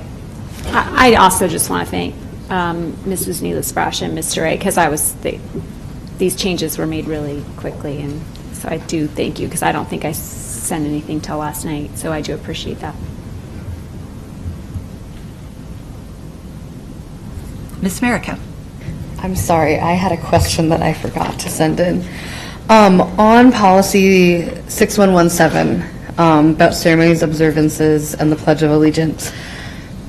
How did we pick the specific observances that we included in that policy? I asked that question this morning. Okay. And, so it's a state statute that State Constitution Day is on September 12th, or September 17th. And so, so the policy was reading that we had to celebrate on September 17th. So I asked for a little bit of flexibility so we weren't violating policy if for some reason every school in the district didn't do their. Yes, I was wondering, because I noticed we were specifically recognizing State Fire Day, but we don't specifically have a provision for Arbor Day, which is one of our recognized state holidays that started in the state of Nebraska, that I know a lot of schools do hold some type of ceremony or observance or activity for. So I didn't know if that was something we would be open to considering, or if there was a specific reason we just... There was no left it out. specific reason why Arbor Day is left off of the policies, and, you know, we would welcome including Arbor Day if that's the direction of the Board of Education. I would certainly think, since that started in the state of Nebraska, that we could certainly add that certainly- on unless somebody has an objection to putting Arbor Day in. So if everybody's okay with that. Does anyone have any other questions based on either the changes or the big giant stack of policies that we all got at the last board meeting? There was some in-depth reading on those. This is action item J2A. Yes. Mr. Snow. Just a simple question. This was probably directed to the board leadership about the policy committee. Is that still around, or is? So what, and you may have missed the meeting where we talked about this, but what we were trying to do was get the entire board through all of the policies, and I think I mentioned the last time we talked about this, and you may not have been here, that we have 2 more big sets to go through for the whole board. Is that correct? Yes, after this. After this one. There's 2 more sections. And so what we'll be doing now, and the policy committee is going to meet, I think, tomorrow. Yes, tomorrow. Is that right? Correct. Tomorrow. And so what we're working on is those policies that we've already approved as a whole group, and taking a look at tweaking the things that need to be fixed in those. So the first one that we're going to tackle is the LOI. So you'll be tweaking the policies that we've already passed, so including possibly this. Correct, because what's happened is it's taken us now, how long, Mr. Ray? Have we been at this? About a year and a half, maybe? At least. And Yes, at least. And so what has happened is some of the things that we've approved, like say 12 months ago, maybe titles have changed or other things, and so that's why Mr. Ray last time and on the consent agenda has been trying to fix the tweaking things, but I felt like it was important as a board that we got through all of this big set of everybody going through it and getting a chance to just vet it out and read. And then the policy committee will now be going back and taking a look at, because it's a lot of work for the committee anyway, but what we'll do is now start tweaking and making sure if there's been any state statute changes that we have fixed those. And that's one of the reasons why some of these changes are on here. For instance, policy number 6212, when I read it, I noticed that there were incorrect dates because we'd already approved the language arts standards more recently than what's on here. And so trying to clean some of that stuff up before we get to the policy committee. So the policy committee can narrow in on what they know the board has already talked about, but additional policies, such as Mrs. Fay and Mr. Vargas gave to me yesterday and today about setting up, I think, standards for the curriculum, a policy on curriculum adoption, not necessarily adoption, but evaluation. So those are the things now that the policy committee can take and say, okay, now we've all looked at this, now let's tweak those things that were more specific. So. And if I might just add, there are also going to be policies in our old policies that we're going to have to take back, after we approve the tranches of different succession of the policies that we have left. For example, they're standard policies, and so we're going to need to go back and comb through the old policies. For example, OSERS is a good example that's part of our old policies, that we need to take those old policies and incorporate them into our new sections. So there'll be a process also that we're going to have to go back through all the old policies and make sure we now have everything that we used to have, and it's all centrally located under the new numbering system that we've instituted in new sections. And so we'll go through that process with the board as well. But I do think it's been helpful to read. I mean, I learned a lot reading the 6,000 series about things that we do or how we do things. I think it's been very beneficial. So I found not that it to be light reading, and not entertaining reading, but educational reading.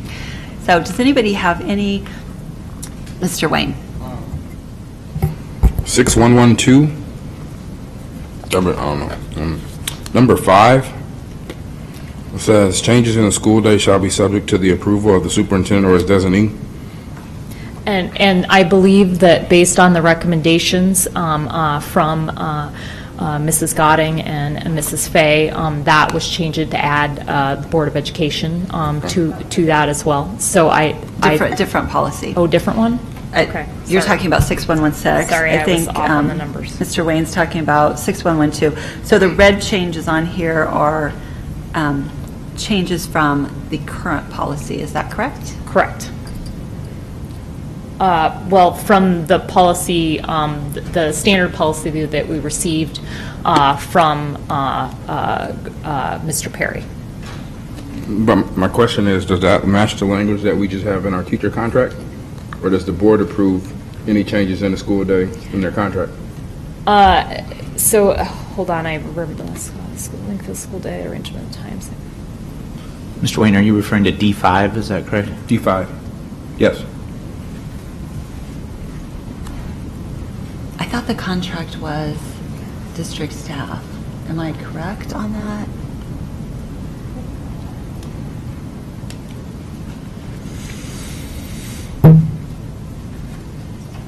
And the reason why I asked that is because has these policies been vetted with our teachers and staff? Or are we just approving them without any communication and feedback from them? Let me just read through this policy real quick to jog my memory, because I thought that this didn't apply in the same frame of reference, but if it does, we can certainly have a conversation with OEA with regard to this policy. But if I remember correctly, it had a different interpretation when I read all of that, and I just, it's been a while since I've read this particular policy, Mr. Wayne, so I don't recall. But the overarching question, I guess, whether it relates, and the only reason why that one stood out, and I highlighted it. Sure. But then it made me think while I'm sitting here, are we as a board approving these policies with or with, I guess my question to you, with or without staff input? So these are standard policies. We have staff input, so we go through a process where, we take a section and we send it out to a particular staff group for that process. So most of these relate specifically to instruction, and so a lot of Dr. Kerberg's team provided significant input with regard to these particular policies. But they're standard policies, so we're working through a standard process and sending those out and just kind of vetting them through.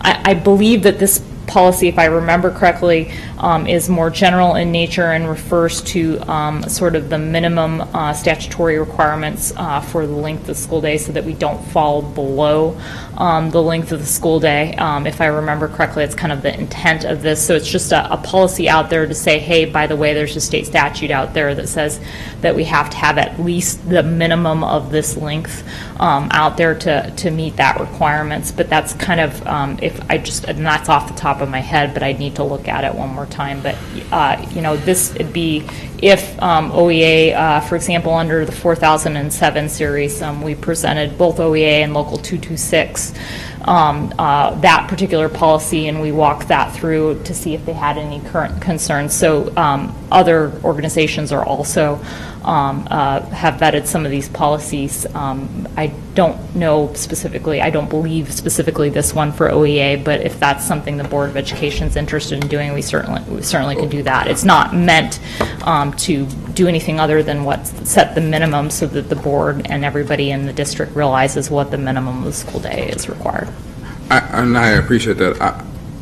I just would like, since a lot of this applies to instructions, I think we should have a conversation. I heard Mr. Evans talk many times about we talking to the executive directors in meetings that we don't want to be a top-down and do two. And I feel like even if we're passing policies without at least having a conversation, then we're taking that same approach. So for me, I would like to at least let them have a conversation, and maybe they have. I just would like to be on record saying that we had that conversation. Sure. So my question for you, Mr. Wayne, would be,